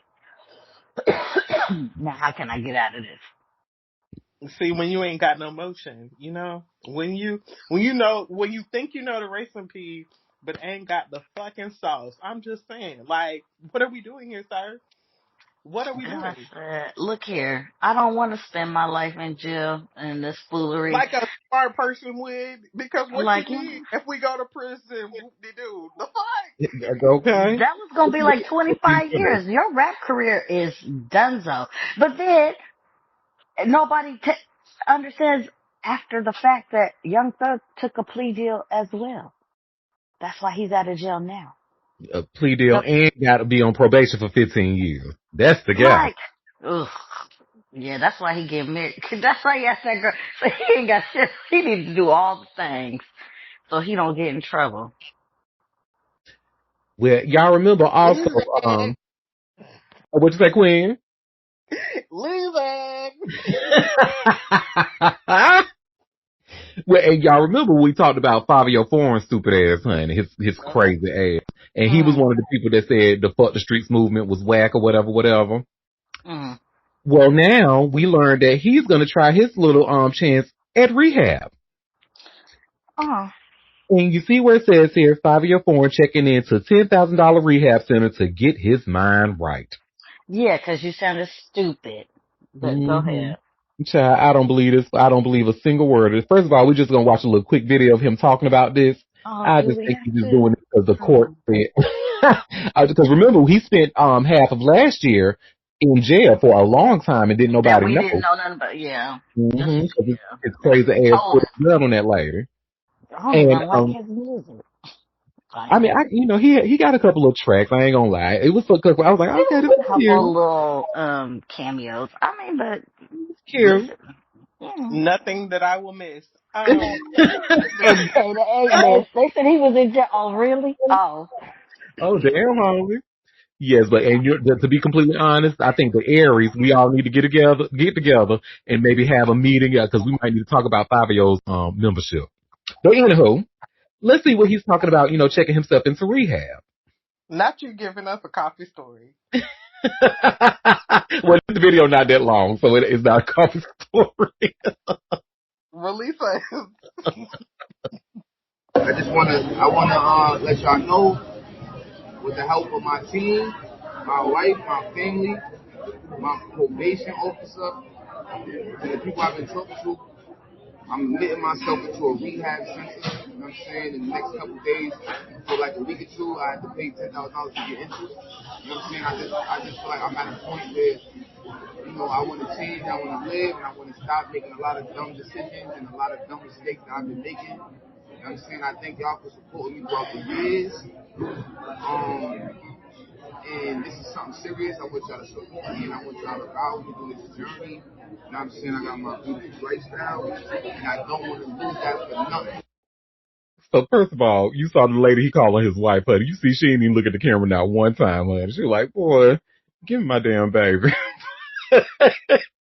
But yeah, he says he's so is it a week or is it 2 weeks? He said he's going in for a week or two. You've paid $10,000 to try to get It's a your quote month. unquote mind right to stop making quote unquote dumb decisions. And I'm like, I don't believe a single word. We're sitting there, honey, blinged out with the shades on, honey, and them big ass teeth. Like Like he I'm not really, lying. like he's like a child, like like I'm Suki always dying. say, superstar. Girl, when did you become a superstar? But okay, girl, claim it, honey. Go ahead, Libra Queen. He had a meeting with his team that are not supporting him with going to rehab, and the rehab is only 14 days at max. What change is going to happen for $10,000 at a 14-day rehab? And I'm stating this as someone who knows several addicts, right? People who have dealt with addiction for a long fucking time. 14 days ain't gonna do shit for someone who has made that their lifestyle. I, to be real, to be honest. But it sounds good. Let them people take your fucking money so you can say that you are fucking the streets too and change up your game and change your lifestyle, whatever. But like my theme year for 2026 is do it for the plot. Go ahead, sir. You go ahead and do it for.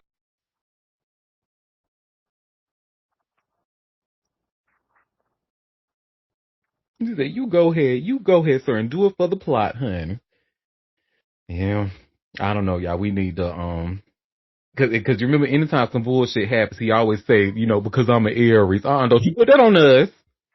Oh, that's terrible. Why would you say that? Mm-mm. Hmm.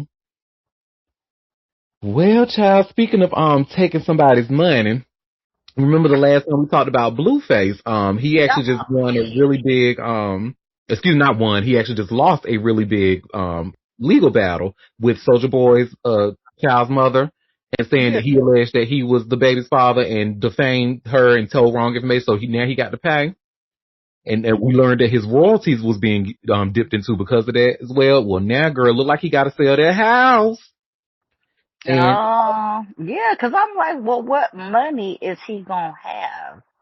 and you see What what it says money? here by way of all hip hop, Blueface puts $1.25 million mansion up for sale amid mounting legal debts, and Soldier Boy celebrates.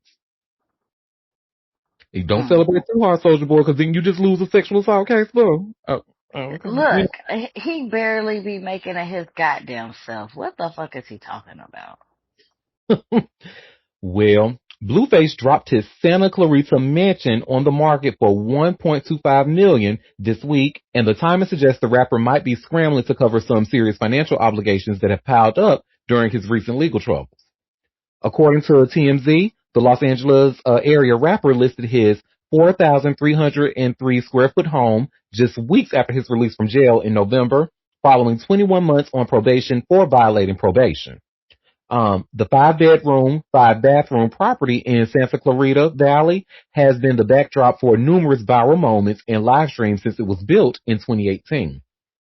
But behind the blue themed luxury amenities, including a 2-car garage, media room, indoor fireplace, and outdoor fire pit, lies a mountain of debt that could explain why Blueface is suddenly looking to cash out on his most valuable asset. The rapper currently owes more than $131,000 to Jacqueline Martinez, the mother of Soulja Boy's child, after losing a defamation lawsuit while he was locked up. A judge ruled that Blueface's public comments about Martinez crossed the lines into defamation, and the debt has been growing with interest and legal fees. Court records show his music royalties from ASCAP and BMI are now being seized to satisfy the judgment. And that's just the tip of the iceberg. Blueface faces a massive $13 million lawsuit over a 2022 shooting outside the Euphoric Gentlemen's Club in Las Vegas. A Nevada judge ordered him to pay the strip club owner $13 million to cover lost revenues and lease payments after the venue was forced to shut down following the incident. Recent court filings indicate he now owes an additional $1.3 million in interest on the original judgment. The mansion sale comes at a time when Blueface appears to be feeling the financial pressure. With over $14 million in combined legal judgments hanging over his head, the $1.25 million asking price for his mansion would barely make a dent in what he owes. But for a rapper who just got out of prison and is facing royalty seizures, every dollar counts when trying to stay afloat financially. And let's see what just to watch a quick video of what Soulja Boy's Asher Ass had to say about it. Give me 1 second. What's the room for you, Blueface? You need somewhere to stay at, cheap ass nigga. Fuck you talking about? That's some whole ass shit. This nigga done went homeless. This nigga done went homeless. How the fuck you go homeless? That's crazy. How the fuck you go homeless? First you want to beef with Draco, then you go to jail, fall off, go broke, get out of jail, still want to beef with Draco. Crazy. Now you gotta sell your house. Now I own all your music catalog. Bro, I own Bust Down Tatiana. That's my song. Swear. I seized all. Well, that's that. But like I said, don't celebrate too hard, Soulja, before people start talking about you. In that case, you just lost. So, well, that's that on that, honey. We won't spend too much time on Blue. He looks so nasty. Oh my God. He really ruined his face. Jeez. Like, and that little sorry explanation of why, boy, his brain is, it ain't all there. You being generous even assuming he has a brain. You're But I think right. it's nothing but air there, honey. It ain't nothing but air, honey, because my God. The shit he was saying, why he got this particular tattoo and that particular tattoo, and it's all on his face. And they're not even good. They're all not all jailhouse tattoos are bad, but you could tell the level wasn't even that great. Like, it's really not even the tattoos that make him look nasty. He just look like, when you look at him, he look like he stink. Or is it just me? Like, you just smell like this Well, really the bad. tattoos help him make him look like a scab. Like, that looks scabby, dirty. Like, you smell like, just like, I don't know, kerosene and sin and shit. Must. Like, all must, all he just look like he smells like all of that. I don't know. Well, speaking of musty behavior, little baby, what is you doing, honey? Little baby, Wham, what wham, is wham. you doing? Why, honey, wham, bitchy little baby, honey. We about to start signing on him because you know you are the company you keep, honey. Why Ain't he is over you, there with Andrew Tate? yes, girl, in Dubai? Why is Ugh. you over in Dubai with Andrew Tate? You know what? And I'm sad because I really thought Lil Baby was kind of a little bit smart. Had a little something on him in the beginning. Look, being a smart young man. He dumb. And he really believes in misogyny. And I'm like, I don't like that for you. Oh well. Well, I'm going to share my screen so first we can see the photo and then we can see how social media react because social media wasn't happy about it.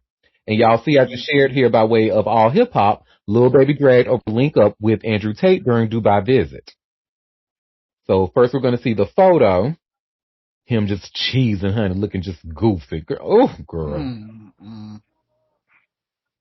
Look at this shit. Look at this shit, honey. A whole ass goofball. Smiling, honey, with his arms folded. Girl. With a rapist. You sitting over there with a rapist. And you talking about somebody snitching, but you sitting over there with a rapist. Yeah. Yuck. Boy, bye, honey. So let's see what the people had to say. But let me go. Okay. So, Lil Baby won't associate with one of his best friends no more because of a plea deal, but will pose for pictures with Andrew Tate. Oop, wake it up. Says, Gunna told Thug, gay, and Lil Baby kicking it with Andrew Tate. We leaving the ATL in 2025. Dubai, Lil Baby and Andrew Tate in the same sentence is not something I thought I'd ever see. Let's see. Another one says, this is actually horrible PR for Baby. They say, I don't know what's happened to Lil Baby's PR the last 2 years. He should be with Damson Idris in photos, not Andrew Tate. And yeah, it says Lil Baby has been dropping straight ass for like 4 years. Now why has Tate have been hanging out with Els recently? Look, I told you, people really had high hopes for Lil Baby. Like, they Did thought he was anyone get Kirk Franklin on the line? I just need to know. Did anyone get Kirk absolutely. Franklin? Because they got a song together, and it's actually a decent song. So, does Kirk know that he hanging out with some bullshit? Mm. No, because Kirk can't even admit that he used to beat the hell out of his son because of his sexuality. So no. Mm. Well, there's that. Oh.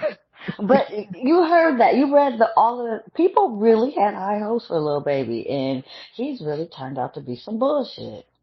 Yeah. Oh well. I Yeah. mean, wah. I don't know how long that rap was supposed to last anyway. That mumble rap shit. I don't know how long that was gonna last. Cause that Well, shit was. and the thing about I actually because mumble rap was actually annoying, but when it came from Lil Baby, I actually did not mind it. I had high hopes for him, to be honest. Especially when he was new at the time, his sound was like really like it was really special. It had something special. So I really And he hate was the sound saying some good things. Like he was trying to align himself with the right people. He was like trying to be responsible for the most part. You know, he's a young dude. He got a gang of kids, but you know, he was trying to do smart things with his money. So I was like, okay, maybe he might have a little something on him. No. Guess not. We were all tricked, y'all. Yes, we were. Well, we got 3 more stories left. This next one, honey, this is another one I don't think we're going to spend too much time on because it's anything about these little weird boys, honey, I tend to kind of look the other way. But y'all remember them weird looking island boys? Island Oh, boys. skip it, skip it. I would like to Are you introduce. talking about them white boys? Yes, girl. I would Why like are to you bring doing? to the table. Listen, I would like to bring to the table as fellow co-host, the skip it button, the whatever we want to call it button. Because why we gotta be why we gotta be subjected to this fuckery? I don't want it. Because anytime I can talk about non-black people, honey, with a mugshot, I'm going to take that opportunity to do so. Oh Lord, oh Lord. Look how tattoos in your Release us. face look like to make you look like scabby. Ew. We didn't get no jump scare warning or nothing, Jesus. Nothing. We going straight into it in the new year. Face first. And you see where it says here, Island Boys Frankie Venegas arrested in Florida. Well, one half of the Island Boys didn't ring in the new year on a high note, because TMZ learned Frankie Venegas was arrested again in Florida for alleged drug-related offenses and is currently behind bars. Law enforcement tells us Frankie was booked into the Collier County Jail in Naples Wednesday night on one count of drug paraphernalia. You fucking lying. I know you fucking lying. I'm so sorry. Time out. I know you fucking lying. I know you fucking lying. Get the fuck out my city. Get the fuck out my city and stay the fuck away. That bull fuckery. Oh no. Hell no. Go ahead, Auntie. And he was posing for a fresh mugshot, face tattoos, and all. And it says, we're told Frankie has no bond as he's being held on a 24-hour hold because he's already out on bond for a February arrest for delivering, possessing, and selling a firearm with an altered serial number. And I know that was a while ago, but we actually talked about that here. We wrote the story. Frankie was arrested in February on drug and firearm charges. The drug count was dropped, but the firearm charge stuck, and that's the case he's currently out on bond for. According to the February sheriff's report, officers stopped a yellow Corvette after it allegedly ran a stop sign. Cops say a baggie of suspected oxycodone was found on the passenger side floorboard. Venegas denied ownership, claiming he had a prescription he didn't have with him. And at the time, police also found a brown MGM handbag containing a blue spray painted handgun with no serial numbers, a cut straw, and credit cards in Venegas' name. Another straw with a white powdery substance was allegedly found in the center console. Frankie rose to fame in 2021 with his brother Alex after their viral hit, I'm an Island Boy. He's previously been arrested for domestic battery, reckless driving, and driving without a license. And you see the other twin, honey. You see how we don't hear shit about him. He said, listen, I want to be a family man now. Get me out of this bullshit. Let me just go home to my wife and kids, honey. And this one, Frankie, at cutting a damn fool. Already out on bond and still fucking around, riding around in my Libra Queen city in a yellow Corvette. Honey, you getting, girl, a mess. Baby, when I said that city name and Libra Queen said, I know you fucking lied, baby. I felt that. I felt that, honey. Well, speaking of feeling something, y'all remember yesterday we talked about that Indiana Jones boulder hitting that Walt Disney World employee and to the point where he was bleeding. He finna Yeah. get paid, or Well, I'm sure he is, but this story is just an update saying that he is recovering. You see where it says here by way of TMZ, Disney World employee recovering after 400-pound boulder crushed him. I didn't realize that thing was 400 pounds. But we did see how it knocked his ass out. And says, a Walt Disney World Indiana Jones employee won't experience their last crusade after being smashed by a prop boulder because the park says the worker is recovering. Here's the deal. A video went viral Tuesday of a live Indiana Jones Epic Stunt Spectacular show going off the rails. And we mean that literally because a fake boulder jumped the track and started bouncing towards the rail right at the crowded audience. An adventurous staffer rushed forward to try to stop the boulder, but he ended up knocked down to the ground and bloody. A spokesperson for Walt Disney World tells TMZ, we're focused on supporting our cast member who is recovering. Safety is at the heart of what we do, and the element of the show will be modified as our safety team completes a review of what happened. Glad to hear our Dr. Jones staffers feeling all right, though hopefully some real doctors are keeping a close eye on him. Diddy know they're gonna have, not Diddy, shit. I got Diddy on the mind. Disney know they're gonna have to cut that check.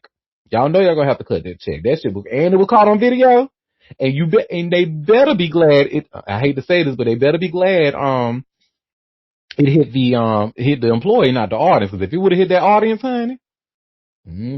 Oh, and we have a comment. The union's gonna fight for him. Yep. Cause I know, Disney, who is, allegedly very anti-union. I know they're probably going to give him a hard time and try to not pay him for that and be like, oh, well, it's part of his job and stuff. Y'all going to have to cut that check. That shit was crazy. And then now they're talking about safety measures and stuff. These should have been the same. This is a 400-pound boulder that y'all wanted. I did not realize it was that heavy. So that's that on that, honey. Oh, and our last story. So let's go back to my Libra Queen's home state. You know I love the news out of Florida because it's usually something always crazy. Especially you remember with the Florida man trend going around. Like if you just type Florida man in Google and then you'll just see a news That's article. all people do now. If they did something, they started with Florida man. And I still want it on record that most of those people are not Floridians. They are not Floridians. They're generally somebody who's visiting a fucking transplant, but they are not native Floridians. And I hate that for us, that we get that fucking title. Yeah. Because I lived in Florida for 12 years, and honestly, they crazy with a reason. Nice people, but crazy. Well, this man is surely from Florida, and this is the last story we're going to be talking about today. Well, the last one piece of tea I have for us is not exactly a celebrity, but I'm sure he will be after this. And you should see where it says, naked man accused of robbing meat market with weapon. Y'all read that right. A man robbed a meat market with his meat out. A Florida man has been accused. Need to get off these drugs, y'all. It says, a Florida man has been accused of committing a robbery while wearing almost nothing but his birthday suit. Officers from the Lake City Police Department responded to reports about a robbery at a meat market Tuesday evening, according to the arrest affidavit obtained by TMZ. Authorities said Colby Latrey Watkins walked into the meat market in the nude, save for a covering on his face. He was also holding something wrapped in a cloth, which the store's employees believe was a weapon. Watkins reportedly broke into the store's cash box and stole $1,000 before he took off. No one in the store was hurt during the incident.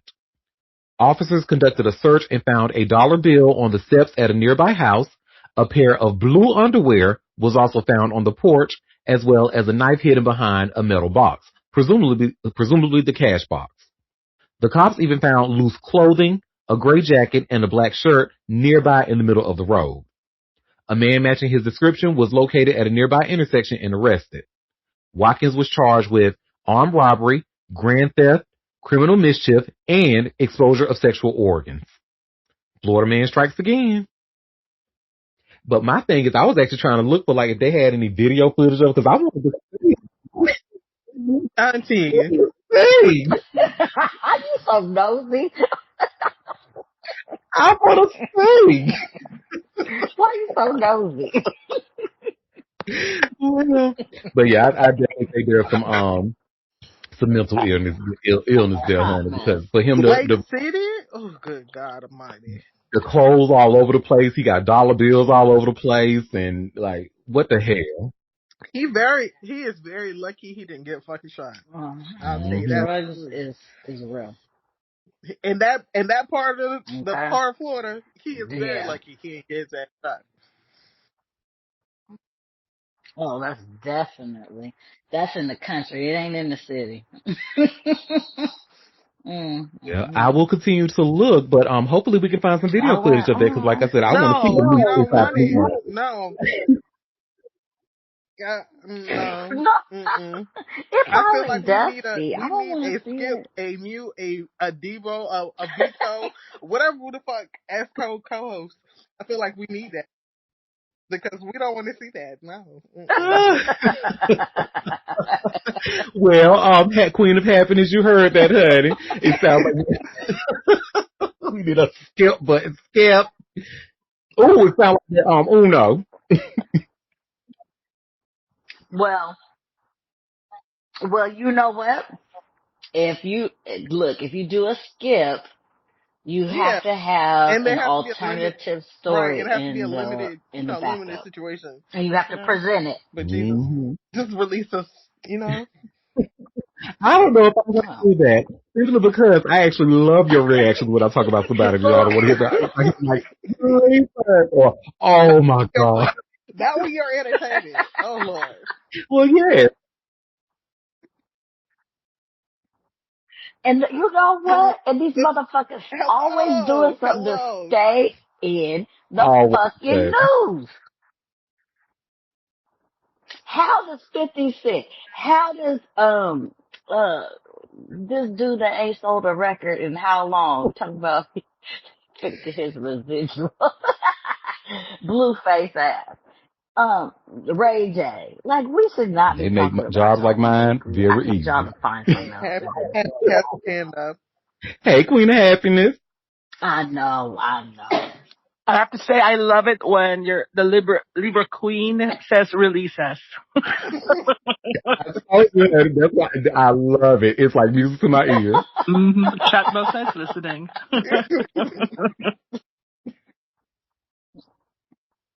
Yes, release us, release your hold on us. Well, y'all, that was all the tea that I had for us today. So, and also a special thank you to my girl, Jo Rose. But before we head out, do any of you have any tea that you want to share? Any tea that I might have missed? Yeah. No tea, but for me, but Mondani has been Yay, shout out to him. And I think he's like officially their first Muslim mayor. Yeah, and youngest. And youngest. Work. Yes. That's what's up. My tea update is that the Ghanaian Noah's Ark creator, maker person has been arrested in Ghana. Woo! For basically inciting panic. And something else, there's a statute about what he did and why he was arrested, but essentially it's inciting panic. the equivalent of the Satan panic. So he's been arrested, and I think that's very fucking hilarious. And also this little getup that he was wearing, this little rag, dusty dress thing that he was wearing. Right. Like he came I from need you to be the what you not call only it, dress rehearsal, be biblical great. times. I need Child, you to be boo. fucking real.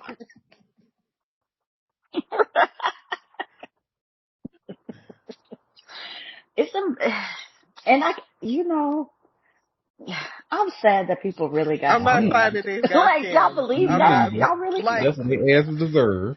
listen, listen. No, they do deserve it, but I'm like, it's too many of y'all. Y'all got scammed. We got people here that's scammed by Donald Trump. Y'all believe that? Like, That's the does anybody problem. Is stop the and think that capacity to sounds a think little weird? critically is at an all time low. You know, Mm-hmm. groupthink is a thing. Religious, religious, what I don't even know what the word to really call it, but overly religious tendencies are a thing, especially in that part of the world. Yeah, Hmm. I just there's no I Mm-hmm. don't feel bad. All parties, I don't feel bad. That's Nope. crazy. Mm-mm. Me either. Because especially for the super religious people, because how you gonna let him tell you about your God when your God wrote in his Bible, or the Bible that was quote unquote given and passed down, that he wasn't gonna do that shit no more. So which one is it? You gonna believe the prophet, or you gonna believe the word of God? You see the conundrum. Boy, Listen, and everybody again, keep why I forgetting don't about false again why prophets. I So don't y'all feel just, bad. y'all, Again, why I don't. what happened? Y'all just over here not keeping up with these false Look, I'm Listen, over prophets. here like, what did I learn? I'm not, it's not a it's good not case. good for It's y'all. not a good case to recruit. I'm just saying. It's not a good case to recruit. If I had to join, if they had to convince me to join their church, I'm not going. Can't get me. Mm-hmm. Well, thank you for that piece, that update, Libra Queen. Yes, I was wondering. I kind of figured that he was going to get arrested sometime, especially after it came out his ass was a scam and took all them people money. So, anybody had any other tea? Don't wash no clothes. Mm-mm. Oh, that's right. I forgot all about that. Don't wash any clothes. Don't Don't wash wash clothes clothes today. on New Year's. Wait, what? No, really, don't wash no clothes today. Why? It's a hoodoo Because I thing, really was but gonna wash it's some just clothes. the spiritual aspect of it is that it's of the belief that you will wash away someone out of your life, wash away good energy, wash away abundance. Listen, wash. Well, Listen, what if if I you got need their to clothes wash to wash, somebody out of because my life? unless it's theirs specifically, just don't do that. Don't do it. You better wrap a towel around that tissy cat girl and call it a day. Are you working from home today? I got, I'm off Look, today. we have a I'm comment. It's good. bad luck I got to be clothes. I'm superstitious. good. You right about that, girl. I And can wait then till tomorrow. says, can we wash away this administration? Oh, I'd love to.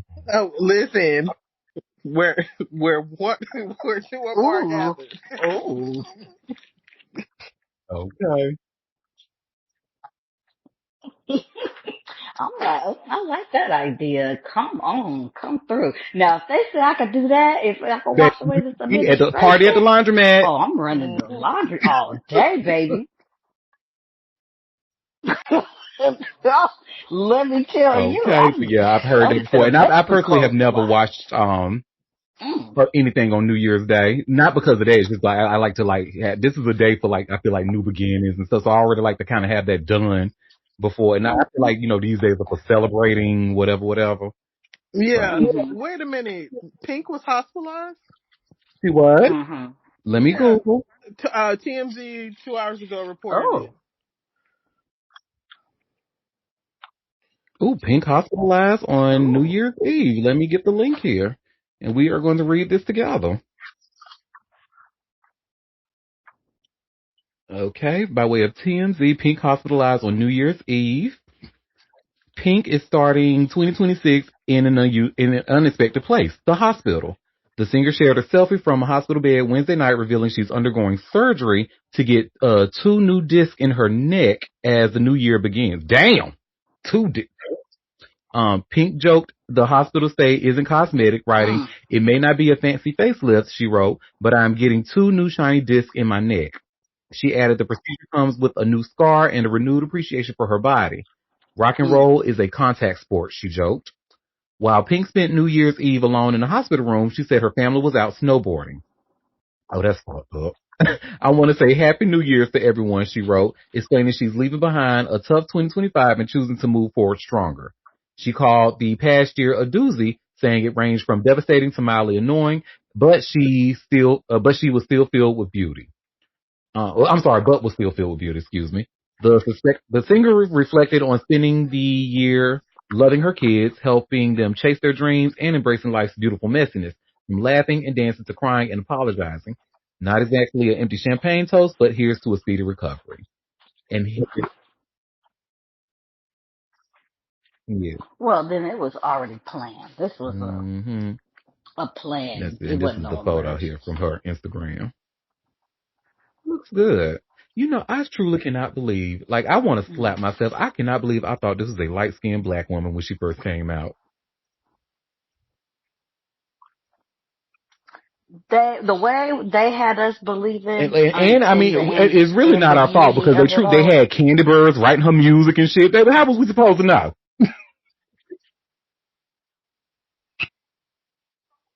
and she had the voice. Look, we have Listen, Mariah that Carey, so we them was tanning like, bands. oh I'm yeah, just going, them it's tanning her. bands. But again, There was a reason why the tanning bands was doing numbers. Okay, but wait a minute. You see how I was so that verklempt Sean Paul yesterday about is Sean not a black Paul, Jamaican. bitch. I'm sorry, what? Oh my god, I thought it was biracial. I Like, thought, are you fucking kidding me? our Libra Queen wasn't here yesterday, honey, but Libra Queen, How I did had they pull them that off? gagged with that, honey. They was like, hold up, what? Huh? Like, what's happening? Exactly.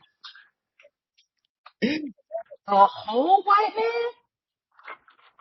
I said there ain't. Well, I did. He does have other. He got more Asian and I think Jew. Hispanic or whatever Latin. But yeah, the dad. I was like, how did he get his hair like that? Like how? Like where? Look, he Who did the in reverse the? Vin Diesel, honey. He cut it all off to where it's really close. Because you remember how Vin Diesel, he cut his hair bald because he, once it started growing, honey, it started looking a little kinky. So he was Right. like, let me go bald so they Right. can keep guessing what I am. Oh, well, yes, that thing had me cracking up yesterday, honey. I can't wait to gag somebody else with that. That was fun. And Shut up, because I really was. He is not. I was like, And wait, you mean to tell me he when I ain't first found out biracial? Auntie was gagged too, yeah, I was like, And oh we wow. all were. The 99s and the like, I'm sorry, 2000s what really had us in a now? fucking blender. You Hell. hear me?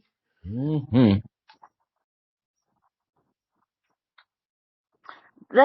They was lying to us. Like, I just knew he was a biracial Jamaican, and I move on about my business.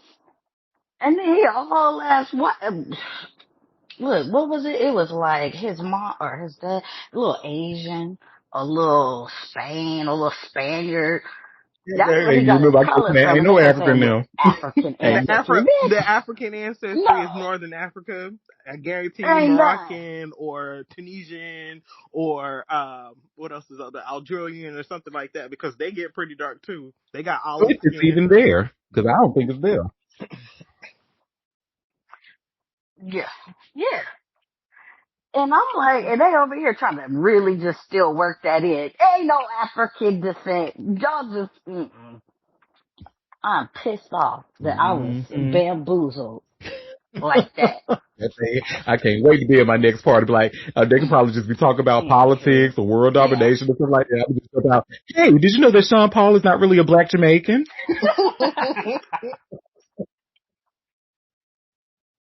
I can't wait.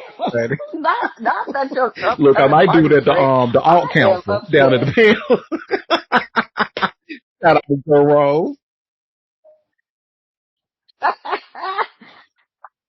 Joe You Rose, absolutely better come. look, As now I'm soon as gonna you have in to North come Carolina, out to honey, the stop by Durham, show. baby. We gonna have a good time. Well, when I'm there Oh too. yeah, oh yes, Yes, yes. honey. Well, when you show up, we'll have to coordinate. One day, I know. One day I'm gonna get out there Yes. on at least Well, on a y'all, regular it is basis. always a pleasure. Thank you for taking time out of your busy day to come and sip tea with me. We will be back tomorrow at 12:30 Eastern Standard Time for another live show. My second show of the new year. Yay.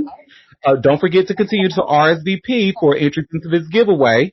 And tomorrow will be the last day that you can RSVP for this week. This is what we're in. We're in week 8 now. So tomorrow's show will be the last one that you can RSVP for this week. And of course, we'll be announcing the winner of week 8 on Monday's show. So, and do not forget to subscribe to Bitch. Head to AuntieDerek.com. Hit the big green subscribe button at the top left. Subscribing is free and you stay in the know. Did you get Maybe I need to my recheck email that my I sent with the subscribe. wrong link at first? Yeah. No, that's the thing. I didn't get that. So I'm like, wait, I subscribed. Why? You said that No, earlier, and I and was like, we'll wait talk a minute, offline, Moo, but I I don't think didn't that get had anything that. to do with you. Yep. So, yep. You see, we see in the chat pre-adjustment. It wasn't you, boo.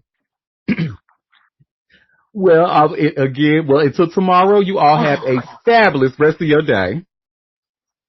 Cheers. Cheers. You too. Don't forget to subscribe and come to the show.